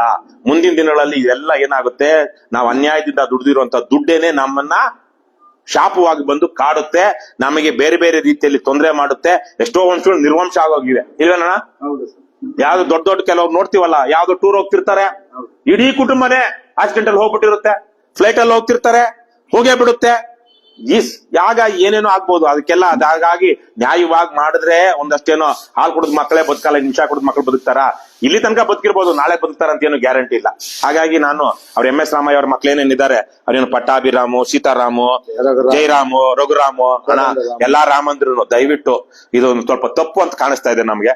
ತಪ್ಪು ಅಂತ ಕಾಣಿಸ್ತಾರೆ, ತಪ್ಪೇ ಆಗೋಗಿದೆ, ಹಲವಾರು ರೀತಿಯಲ್ಲಿ ತಪ್ಪಾಗಿದೆ. ಈವಾಗ್ಲೂ ನೀವು ನಿಮ್ಗಿರುವಂತಹ ಪ್ರಭಾವವನ್ನ ದುರ್ಬಳಕೆ ಮಾಡ್ಕೊಳ್ತಾ ಇದ್ದೀರಾ ಅಂತ ಎದ್ದು ಕಾಣಿಸ್ತಾ ಇದೆ. ಮತ್ತೆ ಅವರು MS ಏನು ಸೀತಾರಾಮ್ ಅವ್ರ ಮಗ ರಕ್ಷಾ ರಾಮಯ್ಯ ಅಲ್ವಾ, ಆತ ಇನ್ನು ಕಾಂಗ್ರೆಸ್ನ ಯೂತ್ ಕಾಂಗ್ರೆಸ್ ಪ್ರೆಸಿಡೆಂಟಾ ಆಗಿದೆ ಸರ್, ಇಲ್ಲ. ಇಂಥ ಯುವಕರು ರಾಜಕಾರಣಕ್ಕೆ ಬಂದಾಗ ಮಾದರಿ ಆಗ್ಬೇಕು. ಅವರು ಮುಂದಿನ ದಿನಗಳಲ್ಲಿ MLA ಇನ್ನೊಂದು ಆದಾಗ ಜನ ಅವ್ರು ನೋಡಿ ಒಳ್ಳೆ ರಾಜಕಾರಣಿನಪ್ಪ ಅನ್ಬೇಕು. ಅರೆ ಏನು ರಾಜಕಾರಣಿ ಅಂತ ತಕ್ಷಣಕ್ಕೆ ದುಡ್ಡು ದರ್ಪ ತೋರಿಸಿದ್ರೆ ಅದು ರಾಜಕಾರಣ ಜನ ನೆನ್ಪಿಟ್ಕೊಳ್ಳಲ್ಲ. ಹಿಂದೆ ಎಂತೆಂತೋ ಜನನೋ ಬಂದು ಹೋಗ್ಬಿಟ್ಟಿದ್ದಾರೆ, ರೋಡಿಗಳು ಗೂಂಡಾಗಳೆಲ್ಲ. ಈಗ ಹಾಗಾಗಿ ಒಳ್ಳೆ ರಾಜಕಾರಣ ಮಾಡಿ, ಹೆಸರು ಮಾಡಿ, ಜನಕ್ಕೆ ನ್ಯಾಯ ನೀತಿ ಕೊಡಿಸುವಂತ ಕೆಲಸ ಮಾಡಿ ನಿಮ್ಗೆ ಒಳ್ಳೇದಾಗ್ಲಿ ಅಂತ ಅವ್ರಲ್ಲಿ ಮನವಿ ಮಾಡ್ತೀನಿ. ತಪ್ಪಾ?